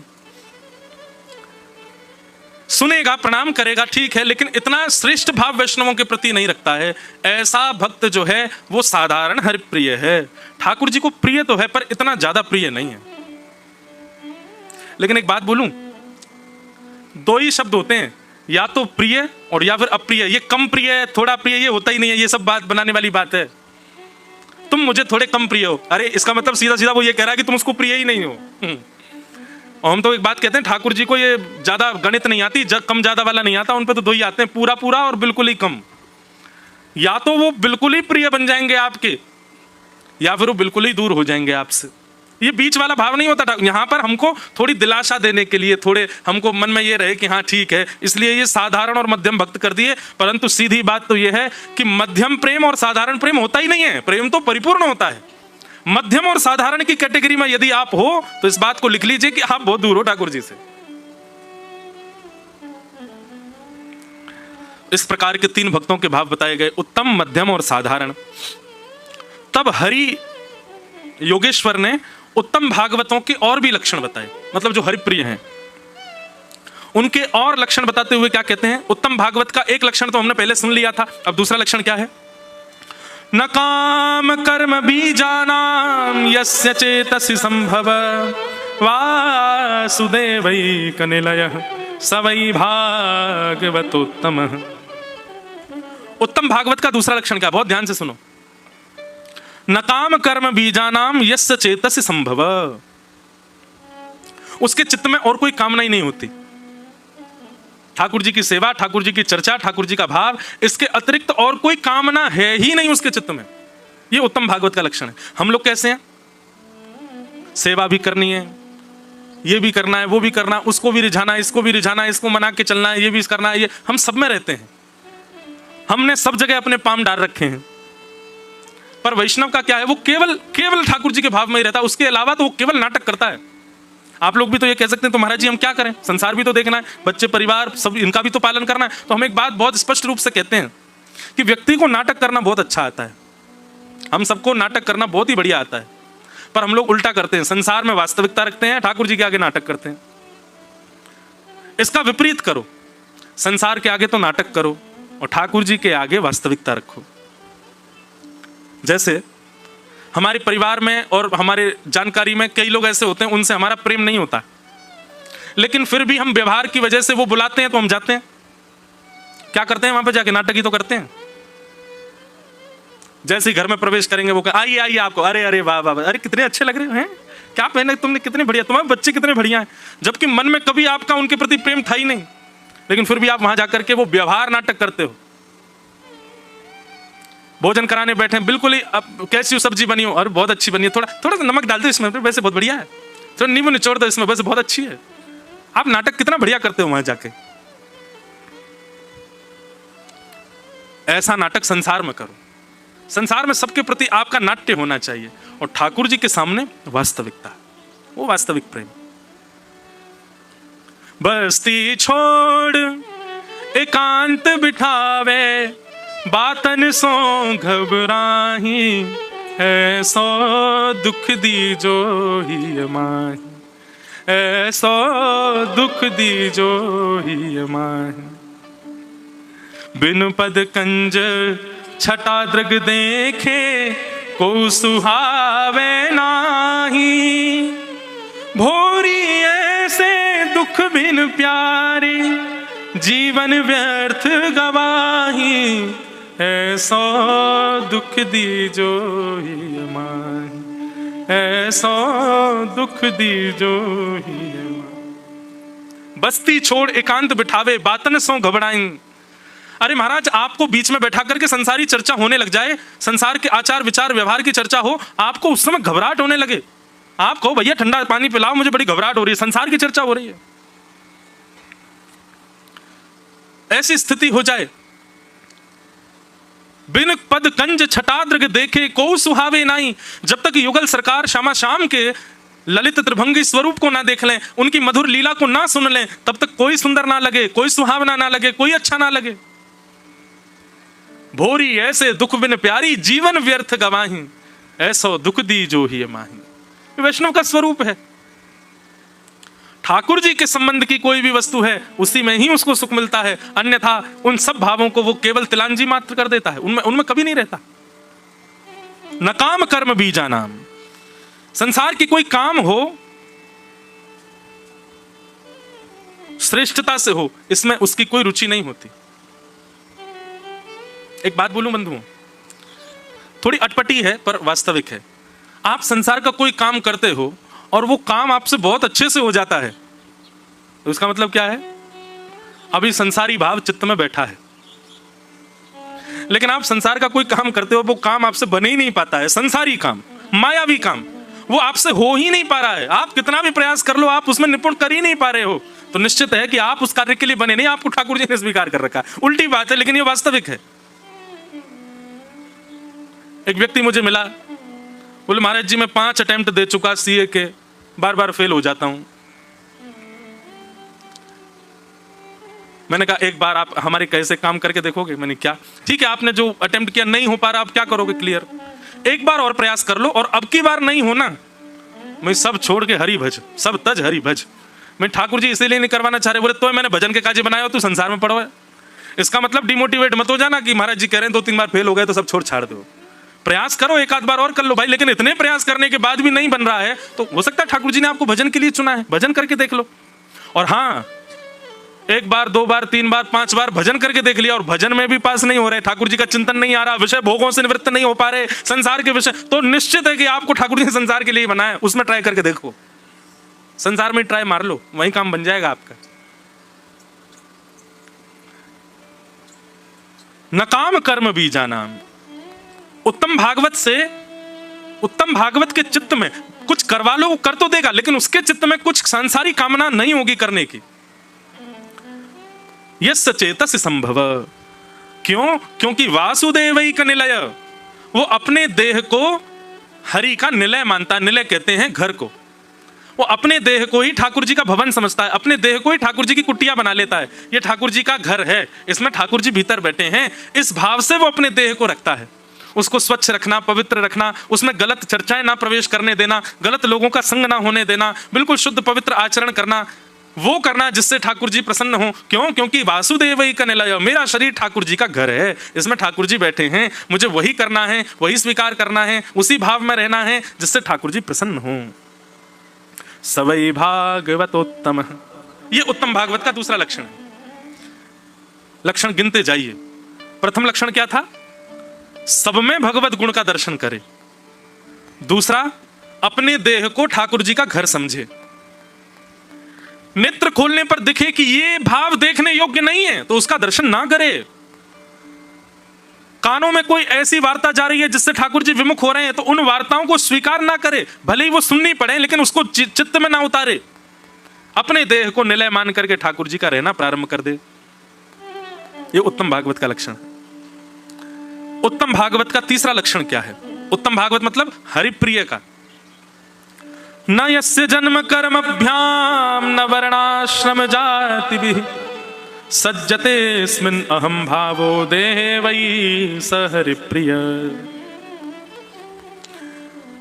उत्तम भागवत कभी भी ठाकुर जी से अपने जीवन में होने वाली घटनाओं की शिकायत नहीं करते। नयस्य जन्म कर्माभ्याम, ठाकुर जी आपने मुझे बहुत उच्चे कुल में भेजा है, मैं राजकुल का बालक हूं, मेरे पिताजी इतने धनवान हैं, आदि आदि इन सब भावों का विचार करके, और वो उस अहम भाव में नहीं रहता। श्रेष्ठ कुल है, धनवान कुल है, इन सब से उस पर कोई फर्क नहीं पड़ता, या निर्धन कुल है, निर्धन परिवार है, इन सब से भी उसकी भक्ति पर कोई असर नहीं पड़ता। उसका जन्म कैसे कुल में हुआ, धनवान है कि निर्धन है कि मध्यम है, विदेश में है कि देश में है, वो जैसा भी है उसको स्वीकार करते हुए भगवत भजन करता है। जो भी दिया है ठाकुर जी ने दिया है, ठाकुर जी ने प्रसन्न होकर के दिया है, उसको प्रसन्न भाव से स्वीकार करके शिकायत नहीं करता ठाकुर जी से। हमारी शिकायत ही खत्म नहीं होती। अभी विदेश गए तो वहां अधिकतर लोगों की शिकायत, सब कहें महाराज जी यहां हम रह के भजन कैसे करें, ये ऑस्ट्रेलिया में रहते हैं महाराज जी, यहाँ पे ऐसा ऐसा खान पान होता है, ऐसा आचार विचार होता है, हम कैसे भजन करें। मेरे पास 10-15 जब ऐसे एक ही प्रश्न आए ना, यहाँ भजन कैसे बनेगा यहाँ, तो मैंने गुस्सा में आके सबसे कहती मैं तो फिर काय को आए यहाँ पे, जब ये इतनी बड़ी बाधा, ये देश ही बनना है, यहाँ का आचार विचार व्यवहार ही जब इतनी बड़ी बाधा बनना है, तो फिर काय को आए यहाँ पे? हमने कह दिया भाई, थोड़ा क्रोध में कहा, मैंने जितना परिश्रम इस देश में आने के लिए किया उसका 1% भी यदि वृंदावन आने के लिए किया होता ना, ठाकुर जी प्रसन्न हो गए होते। बंधुओं, हम लोग भगवत प्रयास कुछ नहीं करते। संसार के लिए हमारा प्रयास देखो, लोगों को विदेश जाना होता है तो उसके लिए फंड इकट्ठा करना, वीजा अप्लाई करना, पेपर्स बनाना, दिन रात लग जाते हैं महाराज। कैसे भी करके मैं पहुंच जाऊं। फ्लाइट की टिकट इतनी महंगी, उसको करेंगे अरेंजमेंट, लोन लेकर के पहुंच जाएंगे। लोन लेके कोई वृंदावन आया कभी? कोई बैंक में गया हो, मैनेजर से कहे मुझे लोन चाहिए, क्या करना है सर आपके लिए? कहाँ, कौन सी बिल्डिंग में आपको फ्लैट खरीदना है, कहां पर आपको जमीन खरीदना, बताइए आपके लिए क्या? हमको वृंदावन जाना, उसके लिए लोन दिलाओ। कोई लोन लेकर वृंदावन नहीं आया। कर्जा लेकर के दुनिया के भोग भोग ले, कर्जा लेकर के वृंदावन कौन आया? वृंदावन में ऐसे एक माता जी को मैं जानता हूं, कर्जा लेकर के हर साल कर्जा लेकर के ठाकुर जी का 56 भोग करती थी।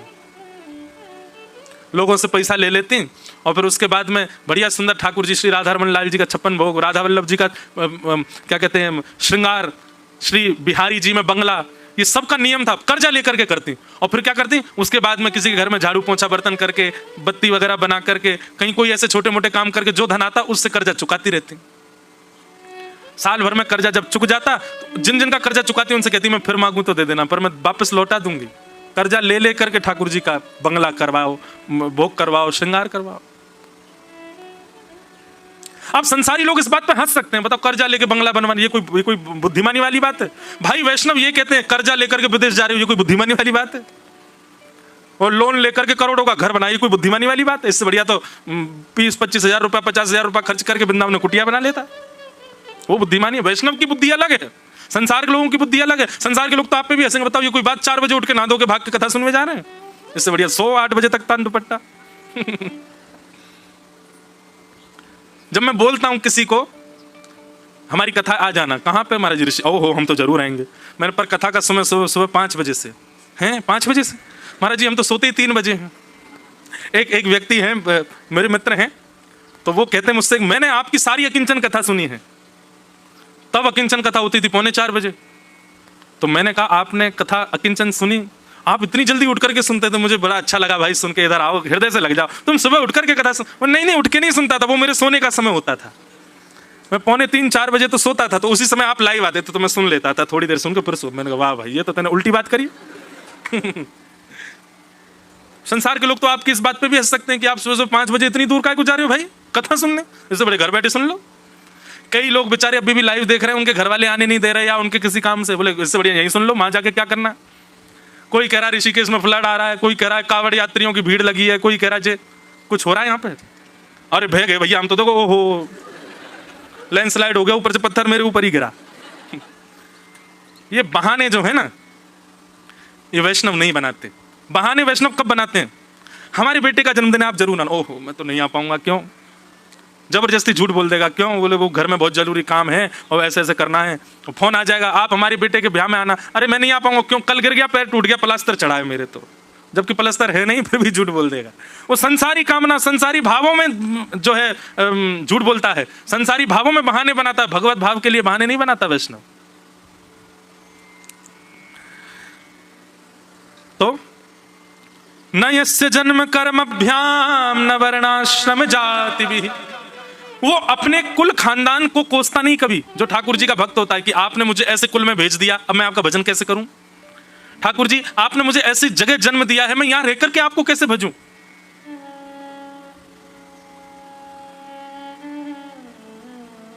ठाकुर जी आपने मुझे छोटी जाति में भेजा है, मैं आपको कैसे भजूं?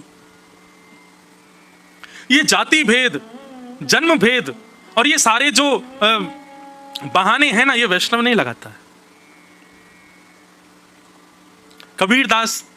कबीरदास नहीं मिलता हमारे देश को यदि वो अपनी जाति का भाव रखते तो। मीराबाई जैसी भक्त नहीं मिलती यदि वो राजकुल का भाव रखती तो।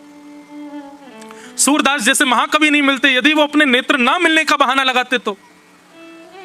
नरसिंह मेहता जैसे भक्त नहीं मिलते यदि वो अपनी जीवन की धन की तंजियों को ठाकुर जी के सामने बहाना बनाते तो।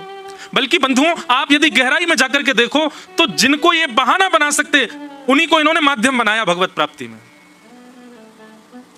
बहुत अच्छा सूत्र है। वैष्णव जिसको बहाना बनाता है ठाकुर जी की प्राप्ति में कि इस बहाने से मैं भगवान के पास नहीं जा पा रहा, उसी बहाने को यदि माध्यम बना ले तो ठाकुर जी उसको मिल जाएंगे। बहुत सुंदर भाव।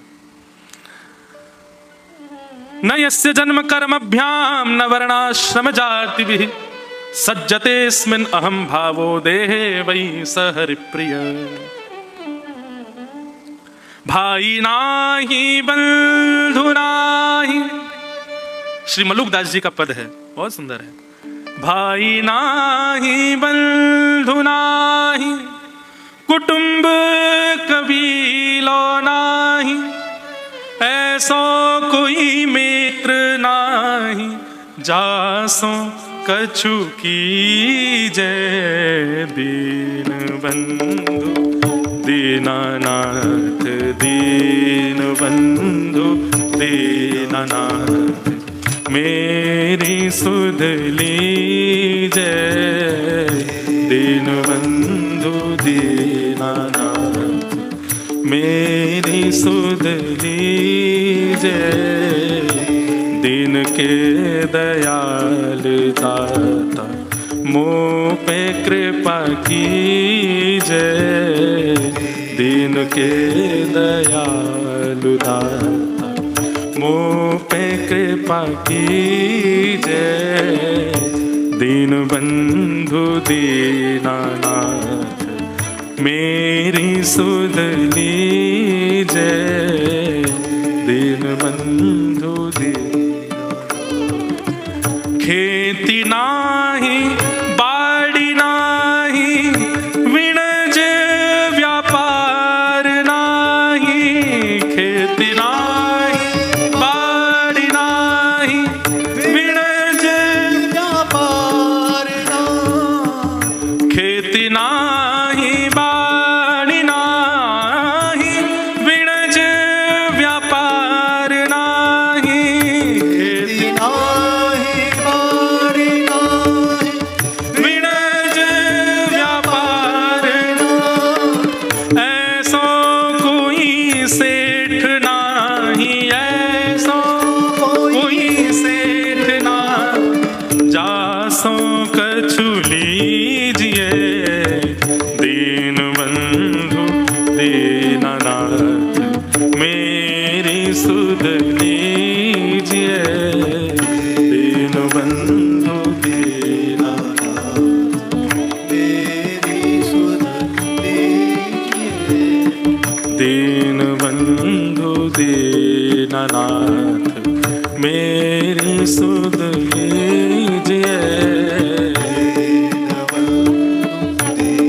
इस पद की अंतिम पंक्ति बहुत सुंदर है। श्री मलुकदास जी महाराज कहते हैं, हाँ। कहता मलुकदास छोड़ दे वीरानी आश, कहता मलुकदास छोड़ दे वीरानी आश, कहता मलुकदास छोड़ दे वीरानी आश, कहता मलुकदास छोड़ दे वीरानी आश, साचो नाम तेरो दाता, साचो नाम तेरो दाता, साचो नाम तेरो दाता, साचो नाम तेरो दाता, और किसको लीजिए दीन बंधु दीनानाथ, मेरी सुध लीजिए दीन बंधु दीनानाथ, मेरी सुध लीजिए दीन के दयाल दाता, मोह पे कृपा कीजिए दीन के दयाल दाता, मोह पे कृपा कीजिए दीन बंधु दीनानाथ, मेरी सुध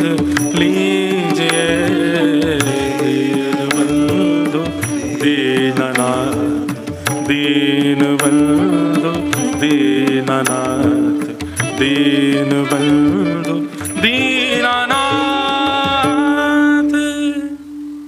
तो हरिप्रिय जो है वो अपने जीवन में घटने वाली घटना या अपने जन्म और अपने जाति के कभी बहाने नहीं लगाता ठाकुर जी से कि भगवत भक्ति मुझसे इसलिए नहीं बन पा रही, बल्कि वो बहाने ढूंढता है कि मैं भजन कैसे करूं। जैसे एक व्यसनी व्यक्ति कैसा होता है, मैं कभी कथा में बताया करता हूं, व्यसनी व्यक्ति कैसा होता है।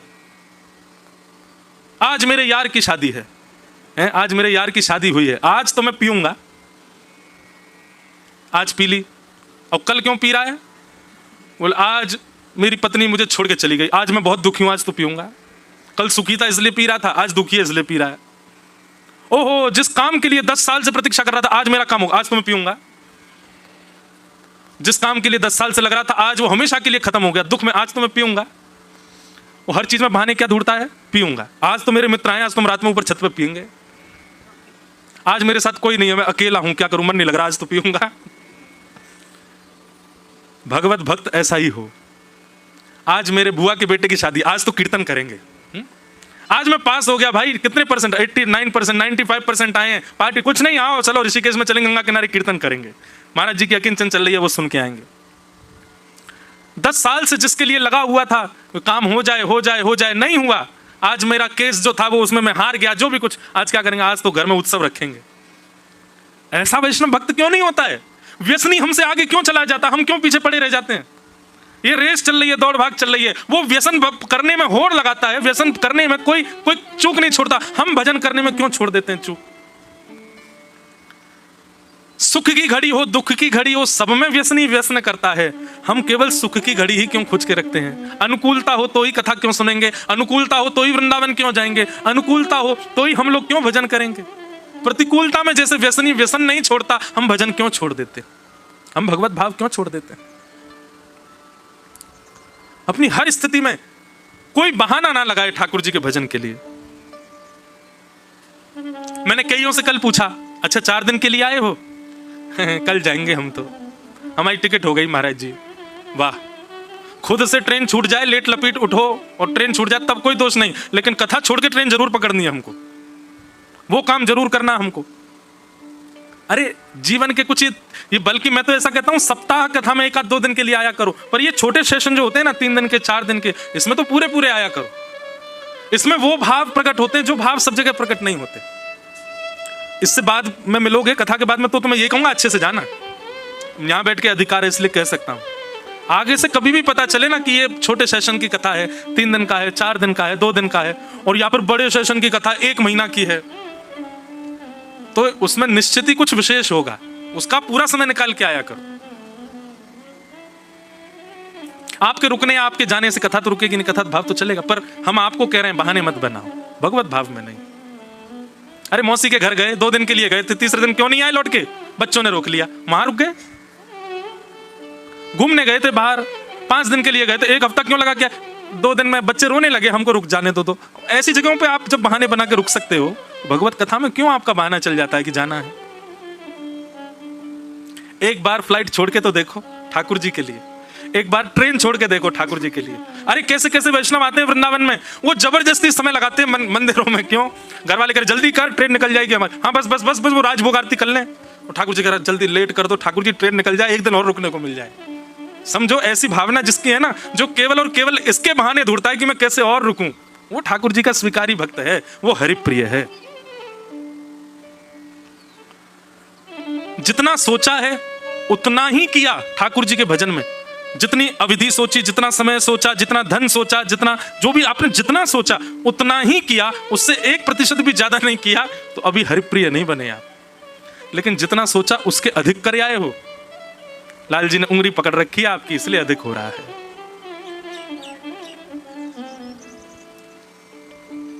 कई लोग इसमें मुझे भी कह सकते हैं, तो महाराज जी 4 ही दिन की कथा क्यों कर रहे हो, 5 दिन की कर दो ना आप। पर मेरा तो भाव ये है ना कि मुझे यहाँ से छूट के कहीं संसार में थोड़ी जाना है, यहाँ से छूट के फिर कहीं कथा में ही जाना है, कहीं भगवत भाव में ही जाना है। यहाँ से छूट के कोई अपने व्यवहार के लिए तो जाना नहीं कहीं पर। यहाँ 6 को पूरी करके भी वृंदावन इसलिए जाना है कि 7 को ठाकुर जी का उत्सव हो सके। वृंदावन से भी आगे इसलिए निकलना है कि 11 तारीख से पंढरपुर में कथा हो सके। पंढरपुर में भी विश्राम इसलिए करना है कि 20 तारीख से जयपुर में कथा हो सके। हमारे लिए उद्देश्य विश्रांति का क्या है? दूसरी जगह भगवत चर्चा प्रारंभ ही तो है, तो इसलिए मुझे दोष नहीं लगेगा। मैं बहुत चतुर हूं, अपने सब काम बढ़िया सोच रखे हैं मैंने। पर आपको यहां से छूट के जाना कहाँ है?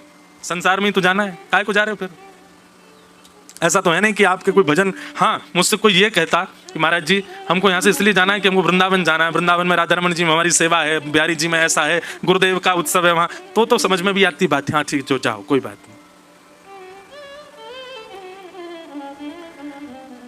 हमको विदेश से 6 अगस्त को आना था लौट करके,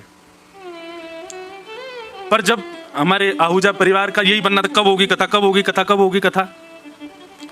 अक्टूबर का समय जो था वो भी नहीं हो पा रहा था, तो फिर विदेश का टिकट बन चुकी थी, 6 अगस्त को हमको पहुंचना था वापस, वो कैंसिल करा के 1 तारीख को आए ताकि यहां पर सत्संग कर सके, यहां पर आप सबके मध्य में भगवत भाव हो सके।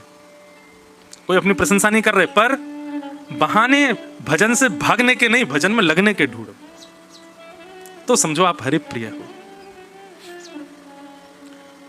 तो सज्जतेस्मिन् अहम भावो देहे वे स हरिप्रिय, ये हरिप्रिय का लक्षण है। यहां पर 4 दिन यही बताया जा रहा है, हरिप्रिय कैसे बनाया जाए, ठाकुर जी का प्रिय कैसे बनाया जाए। अब यहां पर तीसरा लक्षण बताया, चौथा लक्षण बताया जा रहा है हरिप्रिय का, कि न यस्य स्वपर इति वित्ते स्वात्मनि वाभिदा सर्वभूतस्मः शांता सवै भागवतोत्तम। कठिन है पर अच्छा है। न यस्य स्वपर इति, ये मेरा है और ये उसका है, ये पर है, ये स्व है, ऐसी भावना जिसके चित्त में नहीं है। सब ठाकुर जी, सवै भूमि गोपाल की, सवै भाव गोपाल के, सवै जन गोपाल के, ऐसी भावना जिसके चित्त में है। न यस्य स्वपर इति, पराई और अपनी की भावना जिसके चित्त में नहीं है, वो हरिप्रिय है, जो सबको ठाकुर जी का भाव मानता है। कोई अत्यंत दोषी व्यक्ति है, संसार उसकी आपके पास आकर के निंदा कर रहा है, ये तो बड़ा बेकार है, ये तो ऐसा है, ये तो वैसा है। आपकी दृष्टि में उसकी निंदा सुनते हुए भी जब आप उसको देखो तो देखते समय यही भाव आ रहा है कि ये भी बनाया तो राधा रमण जी नहीं है, भले ही वो अत्यंत दोषयुक्त है तो ठाकुर जी के द्वारा निर्मित। ठाकुर जी ने संसार की किसी भूमिका को कराने के लिए इसका निर्माण किया है। जब आप संसारी व्यक्ति को देखते हैं, वो व्यसन भी करता है, मांस भक्षण भी करता है, अत्यंत दूषित व्यक्ति है, आपका स्वरूप ऐसा होना चाहिए कि उसमें भी ये भाव तो रखो, कोई बात नहीं, ये ठाकुर जी का नहीं हुआ, लेकिन संसार भी तो ठाकुर जी ने बनाया है, उस संसार का कोई काम इससे करवाना होगा, इसलिए ठाकुर जी ने इसको भेजा है, उसमें भी दोष बुद्धि मत रखो। हाँ ठीक है, वो गलत तो है ही, उसका संग मत करो, पर उसमें दोष बुद्धि मत रखो। कहां तक कहें भैया, अगर आप पूर्ण हरिप्रिय बन गए ना, कोई धुआं उड़ा रहा है तो दूर से देखने में आपको वो भी ऐसे लगा ये भी गोपाल जी ने बनाया है। इसको शायद इसलिए ठाकुर जी ने बनाया होगा कि ये व्यसन करके और व्यसन करने के बाद में दूसरे लोगों को किसी ना किसी भाव से ये सिखा सके कि भाई व्यसन करने से देखो मेरी ये स्थिति हो गई, तुम मत करना। कई लोगों का निर्माण ठाकुर जी इसलिए करते हैं कि उनसे दूसरों को शिक्षा मिले। कई लोगों को आप देखेंगे उनके जीवन में भयानक कष्ट आ जाता है, वो कुछ भी करते हैं उससे कष्ट, वो कई बार ठाकुर जी किसी का जन्म करते ही इसी भाव से, जीवन बनाते इसी भाव से कि वो दूसरों को ही समझा सके, तुम ऐसा मत कर देना, तुमने ऐसा किया तो फिर पछताओगे, भोगोगे। संसार में कोई भी व्यक्ति ऐसे ही नहीं आया है, ठाकुर जी ने सबको किसी ना किसी भाव से भेजा है। मुझे, आपको, हम सबको अपने प्रेम के लिए भेजा है। तो हमारे इतर जो लोग हैं, जो संसारी हैं, उनको ठाकुर जी ने संसार भी तो चलाना है ना, उसके लिए भेजा है। एक माँ के 2 पुत्र हैं, एक घर का ध्यान रखता है और एक बाहर का व्यापार सब संभालता है, दोनों के इस व्यवहार से ही तो घर संभला है। ऐसे ही भगवान के हम सब पुत्र हैं, हम सबको तो ठाकुर जी ने अपने प्रेम के लिए बनाया है। पर संसारी लोग जो हैं, उनका निर्माण ठाकुर जी ने इसलिए किया संसार भी तो चले। व्यसन भोग करना भी तो, इससे भी तो कोई पापजन्य व्यक्ति दूसरों को, अगर आप ये सोचो, अगर कोई पाप नहीं करता तो हम वैष्णवों को कैसे पता चले कि ये पाप है, ये नहीं करना है? किसी ने किया, उसी से तो हमको पता चला। ठाकुर जी ने उससे इसीलिए करवाया ताकि हमको पता चले, मतलब उसका भी कार्य निरर्थक नहीं है, ठाकुर जी करवा रहे हैं उससे भी। ऐसी दृष्टि हो जाएगी तो आपको किसी में दोष ही नहीं दिखेगा। हर व्यक्ति की क्रिया आपको ऐसी लगेगी कि ये ठाकुर जी ने मुझे समझाने के लिए ऐसा करवाया है, यह भी दोष इसका नहीं है, ठाकुर जी इससे करवा रहे हैं। हरिप्रिय बनना इतना सामान्य साधारण नहीं है, बड़ा कठिन है, लेकिन कोई बन जाए तो है। न यस्य स्वपर इति वित्ते स्वात्मनि वा भिदा सर्वभूतस् मनः शान्तः सवै भागवतोत्तम।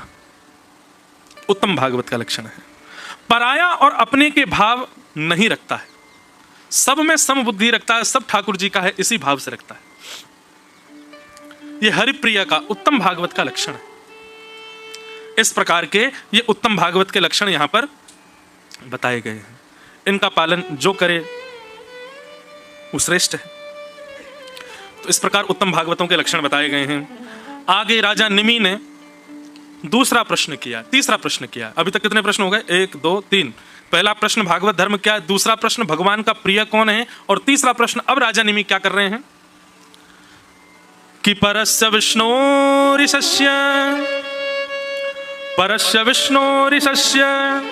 मायिनी मापमपि मोहिनीं मायां वेदितुमिच्छामो भगवन्तो ब्रुवन्तु नः। हे भगवान, माया किसको कहते हैं? मैं माया के बारे में जानना चाहता हूं। ठाकुर जी से हमको दूर करने में सहायक कौन होती है? ठाकुर जी से दूर करने में सबसे बड़ी योजना किसकी होती है? माया की।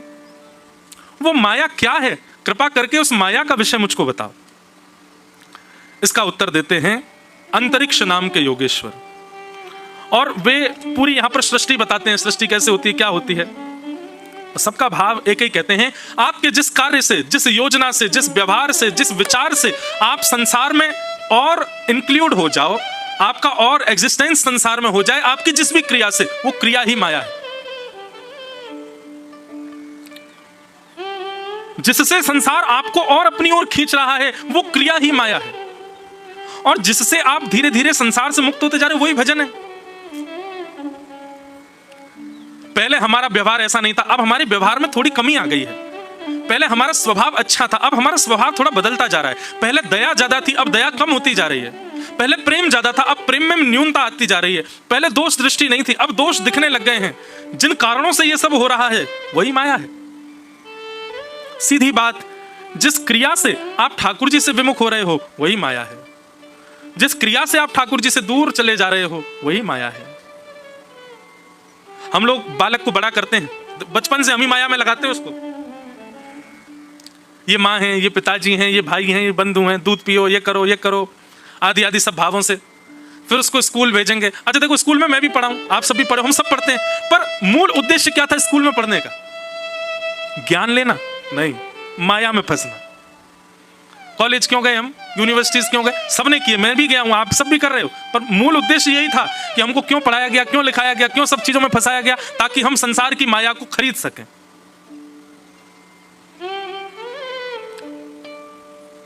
उदर भरणो जीवा, पेट भर सकें, ऐसे निपुणता हमारी बन जाए, उसके लिए माया में हम बचपन से पड़े रहते हैं, फंसते हैं। कहने का अभिप्राय, कल रात्रि में थोड़ा सुबह उठ करके करीब 3 बजे ये विषय पढ़ रहा था, तो मन में एक भाव आया कि बचपन से हमने किया क्या है? केवल माया में फंसने का ही काम किया है। भले ही हमको अच्छा लगता है बच्चे स्कूल जाने ही चाहिए, पर मेरे इस बात से ऐसा नहीं है कि स्कूल जाने का कोई विरोध कर रहा हूं, नहीं भाई, मैं खुद भी गया हूं, आप भी जाओ, जाना ही है सबको। पर एक प्रकार से हम अगर उसकी सूक्ष्मता में जाके देखें, तो सूक्ष्मता तो हम माया में पढ़ने के लिए इतनी मेहनत कर रहे हैं, इतना परिश्रम कर रहे हैं, और इन्हीं सब क्रियाओं से ही माया हमको जकड़ लेती है। हम माया के योग्य बने, उसका पूरा योजना हम बचपन से ही तो करते हैं। माया के योग्य बनने के लिए ही हम सारी योजनाएं बनाते हैं। भैया खूब करो, सारी योजनाएं बनाओ जिससे भी माया के आप हो जाओ, लेकिन जिस किसी दिन भी किसी सत्संग से टकरा जाओ, किसी वैष्णव की कथा सुन लो, किसी भगवत भाव में पहुंच जाओ, बस उसी समय अब विपरीत चलो। अब माया से ठाकुर जी के हम कैसे हों, उसकी योजनाएं बनाओ। अब तक योजना माया के अनुकूल बनने की करी थी, अब योजना ठाकुर जी के अनुकूल बनने की करो।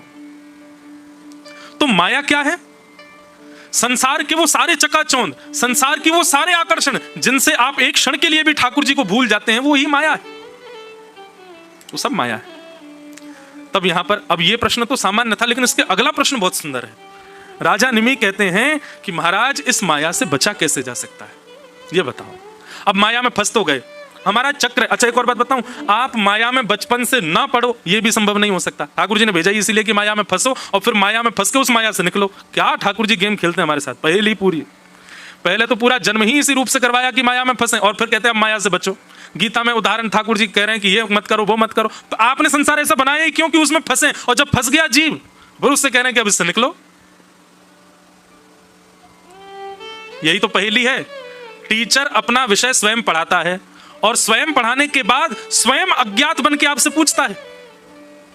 स्वयं ने ही आपको एक विषय पढ़ाया और उसी विषय का फिर स्वयं अज्ञानी बन जाता है और आपसे प्रश्न पूछता है, अच्छा बताना ऐसा ऐसा होगा तो क्या होगा। अब बच्चा ये कहते गुरुजी आपने तो पढ़ाया था, आप ही भूल गए, तो टीचर पीटेगा और मैं तुझसे पूछ रहा हूं तेरी जानकारी के लिए कि तुझे कितना पता है। ठाकुर जी क्या करते हैं, पहले तो माया में हमको फंसाया, माया का पाठ पढ़ाया और फिर ठाकुर जी ही कह रहे हैं अब तो तुम फंस गए, अब निकलोगे कैसे। उस समय कोई ठाकुर जी से कहे हैं फंसाया तो आपने, ये सब संसार में बांधा तो आपने। सूरदास जी का एक पद है ना, नाचो बहुत गोपाल अब मैं, नाचो बहुत गोपाल अब मैं, नाचो बहुत गोपाल अब मैं, नाचो बहुत गोपाल अब मैं। इस पद से एक बड़ी अच्छी एक स्मृति जुड़ी है मेरी। एक मिनट, एक बार पंजाब के कुछ लोगों ने मेरी कथा कराई, तो मैं ये पद आंख बंद करके गा रहा था और जब मैंने आंख खोल करके देखा तो सब भंगड़ा कर रहे थे। अब मैं हंसूं, उन्होंने ये नहीं देखा कि ये पद क्या गा रहे हैं, उन्होंने कहा इसमें कह रहे हैं नाचो बहुत गोपाल, सो नाचने लगे। बड़ी अच्छी स्मृति इस पद से है, ठीक है। पर सूरदास जी क्या कह रहे हैं, मैं संसार में बहुत नाच लिया नाथ, नाचो बहुत गोपाल, बहुत अच्छा पद है, सब लोग गाओ।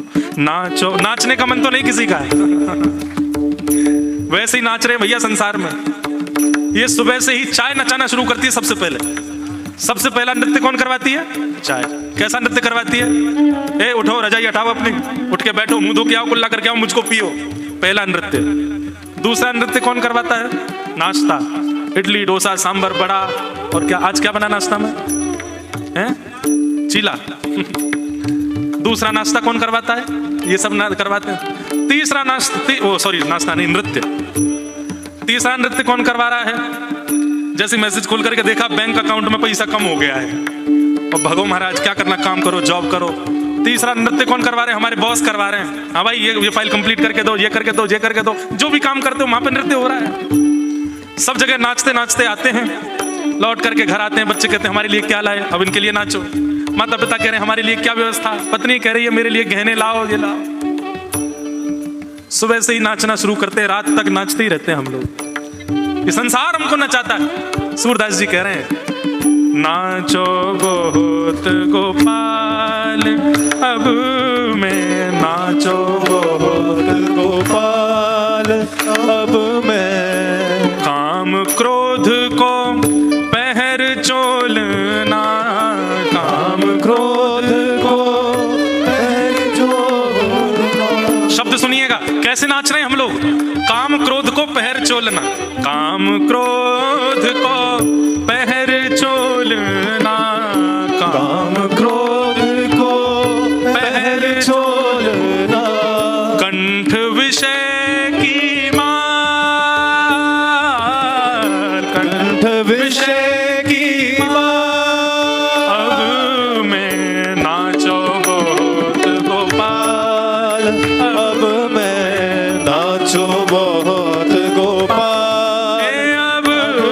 मैं नाचो बहुत गोपाल, अब मैं नाचो बहुत गोपाल। एक एक शब्द सुनिएगा, इसमें जो जो शब्दों का प्रयोग सूरदास जी कर रहे हैं यही माया है। काम क्रोध का चोलना, चोलना किसको कहते हैं, वस्त्र। काम और क्रोध के वस्त्र हमने सुंदर धारण किए हैं। जैसे नाचने वाला स्टेज पर जाने से पहले श्रृंगार करता है, वैसे हमारा श्रृंगार होता है संसार में नाचने के लिए। काम क्रोध को पहर चोलना और कंठ विषय की माल, संसार के विषयों की माला गले में पहन रखी है। अब अगली पंक्ति में क्या कह रहे हैं, महामोह के नूपुर बाजत, महामोह की नूपुर बाजत। श्रृंगार करने वाला आपको कैसे पता चलता है? छम छम छम छम जैसी चाल सुनाई देती है, हर व्यक्ति मुड़ के देखता है, कौन आया? ओह, कोई श्रृंगार करके आ रहा है। ये हमारे जो मोह है हमारे अंदर संसार के प्रति और संसार के विषयों के प्रति, यही ठाकुर जी को इशारा कर देते हैं, छम छम छम आवाज कर देते हैं। ठाकुर जी तैयार है नाचने वाला। महामोह क्यों नूपुर बाजत, महामोह के नूपुर बाजत, चलत असंगत चाल, चलत असंगत चाल, नाचो बहुत गोपाल अब मैं, नाचो बहुत गोपाल, अब मैं नाचो बहुत गोपाल, अब मैं नाचो बहुत गोपाल। श्री राधा रमण लाल की।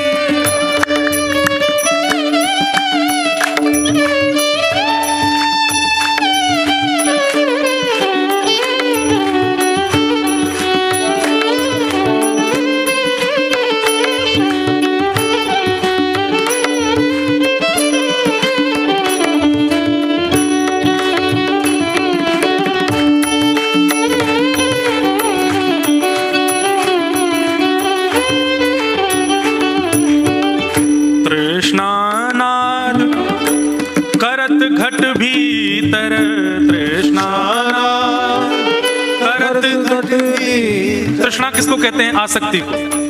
तृष्णा कहते हैं इच्छाओं को। हमारे भीतर सबसे ज्यादा नाद कौन करता है जब हम नाचते हैं? तो तृष्णा, आसक्ति। ए सुन, कथा चल रही है तो पिलाला थोड़ी बाहर जाके, तृष्णा की नाद बज रही है। 7:30 तो बज गए, कब पूरी होगी कथा? चाय पिए हम, तृष्णा नाद कर रही है भीतर। सुंदर रूप देखने के लिए नेत्र फड़क रहे हैं महाराज, कहीं ऐसे दिखाओ, कुछ दिखे सुंदर सुंदर चेहरे हमको। तृष्णा नाद कर रही है भीतर, कुछ खाने की, पहनने की, सुनने की, देखने की, ये जो नाद हमारे भीतर होते हैं, इसी पे नाचते हैं हम।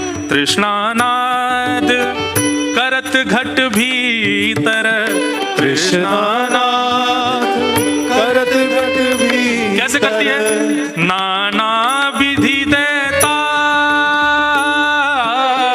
नाना विधि देता,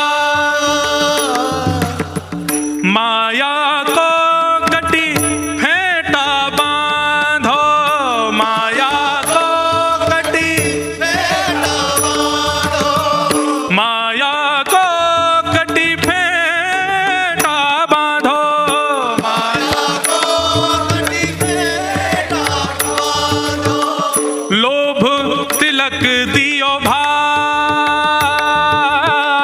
लोभ तिलक दियो भाल, हे माया को कटी फेंटा बांध्यो, माया को बड़ी फेंटा बांधो, ओ लोभ तिलक दियो भाल, अब मैं लोभ तिलक दियो भाल, अब मैं नाचो बहुत गोपाल, अब मैं नाचो बहुत गोपाल, अब मैं नाचो बहुत गोपाल, अब मैं नाचो बहुत गोपाल, अब मैं सूरदास की सवई अविद्या, सूरदास की सवई अविद्या, सूरदास की सवई अविद्या, सूरदास की सवई अविद्या, दूर करो गोपाल, अब मैं दूर करो गोपाल, अब मैं नाचो बहुत गोपाल, अब मैं नाचो बहुत गोपाल, अब मैं नाचो बहुत गोपाल, अब मैं नाचो बहुत गोपाल, अब मैं काम क्रोध को पहर चोलना, काम क्रोध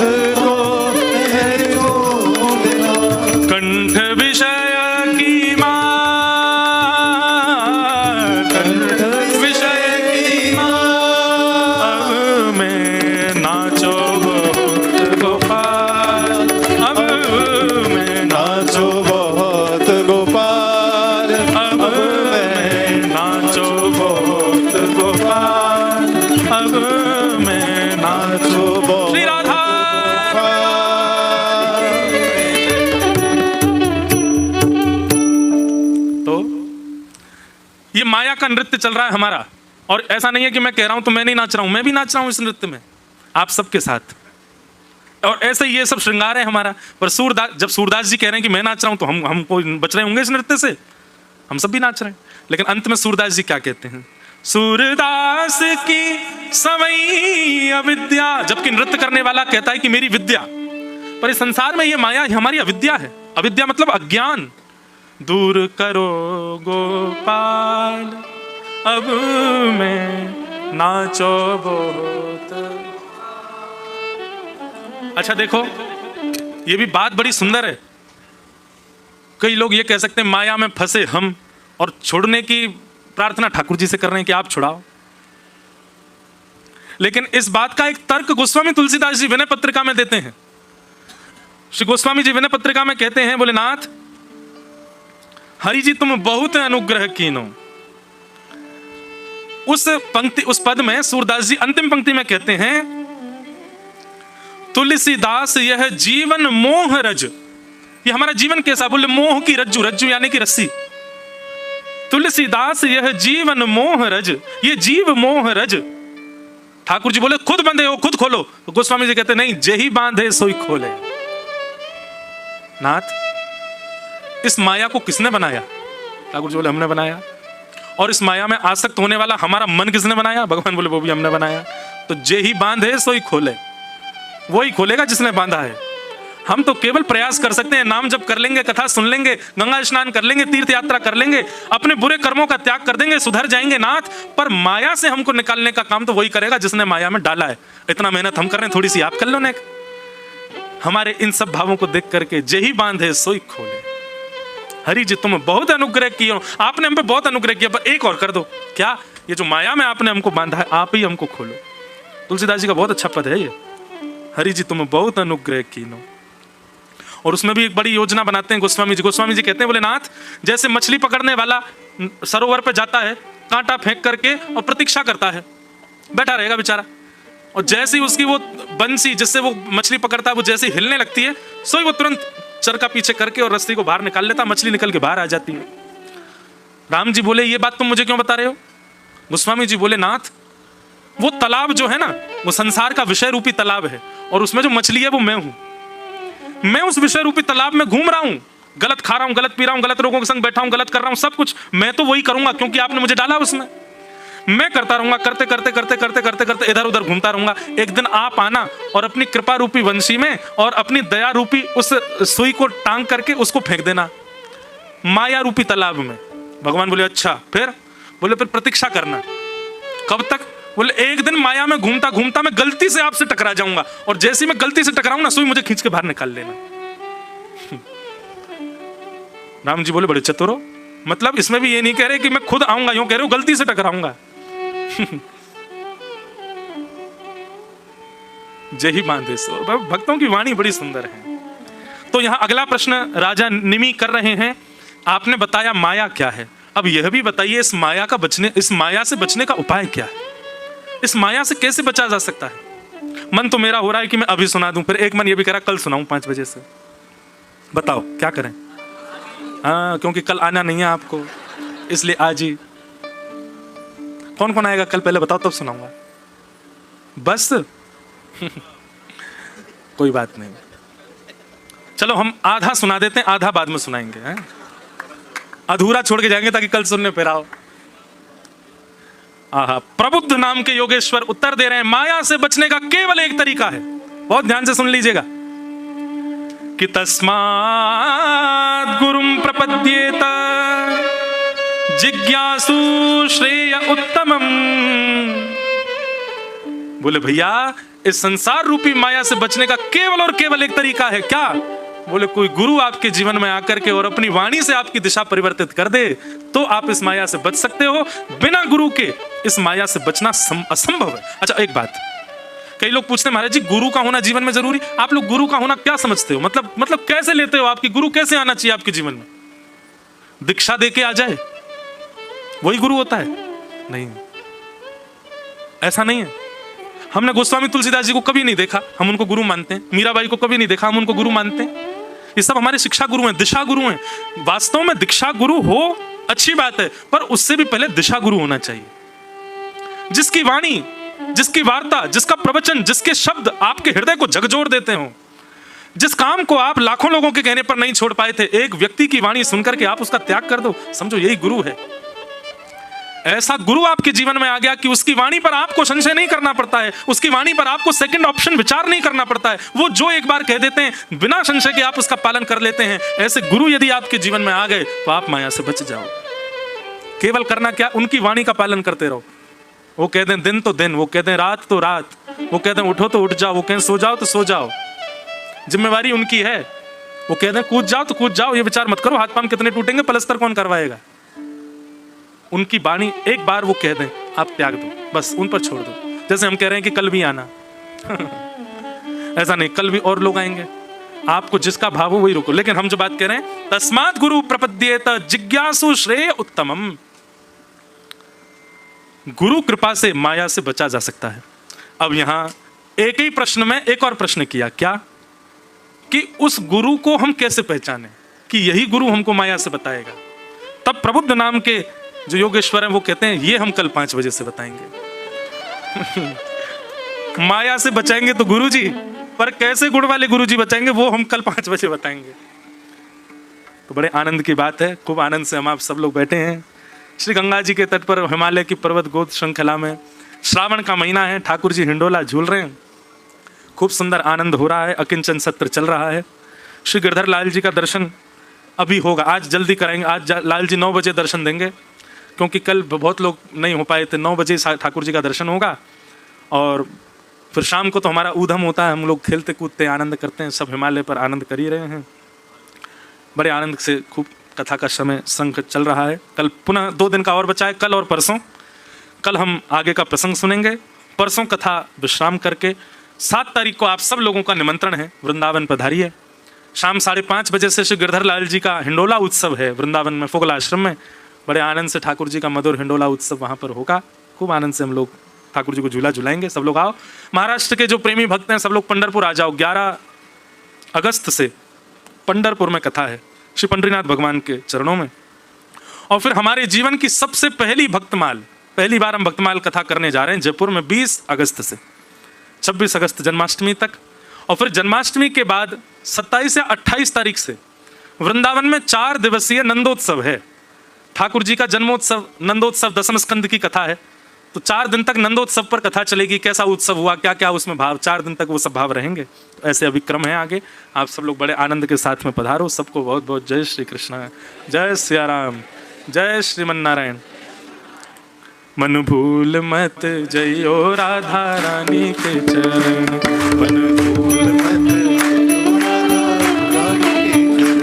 मन भूल मत जइयो श्यामा प्यारी के चरण, भूल मत जइयो श्यामा प्यारी के शरण। ओ राधा रानी के चरण, महारानी के चरण, राधा रानी के शरण, महारानी के शरण, राधा रानी के चरण, श्यामा प्यारी के चरण, राधा रानी के शरण, श्यामा प्यारी के शरण। मेरे मन भूल मत जइयो राधा रानी के चरण, मन भूल मत जइयो राधा रानी के शरण, मेरे मन भूल मत जइयो श्यामा प्यारी के चरण, मन भूल मत जइयो श्यामा प्यारी के शरण।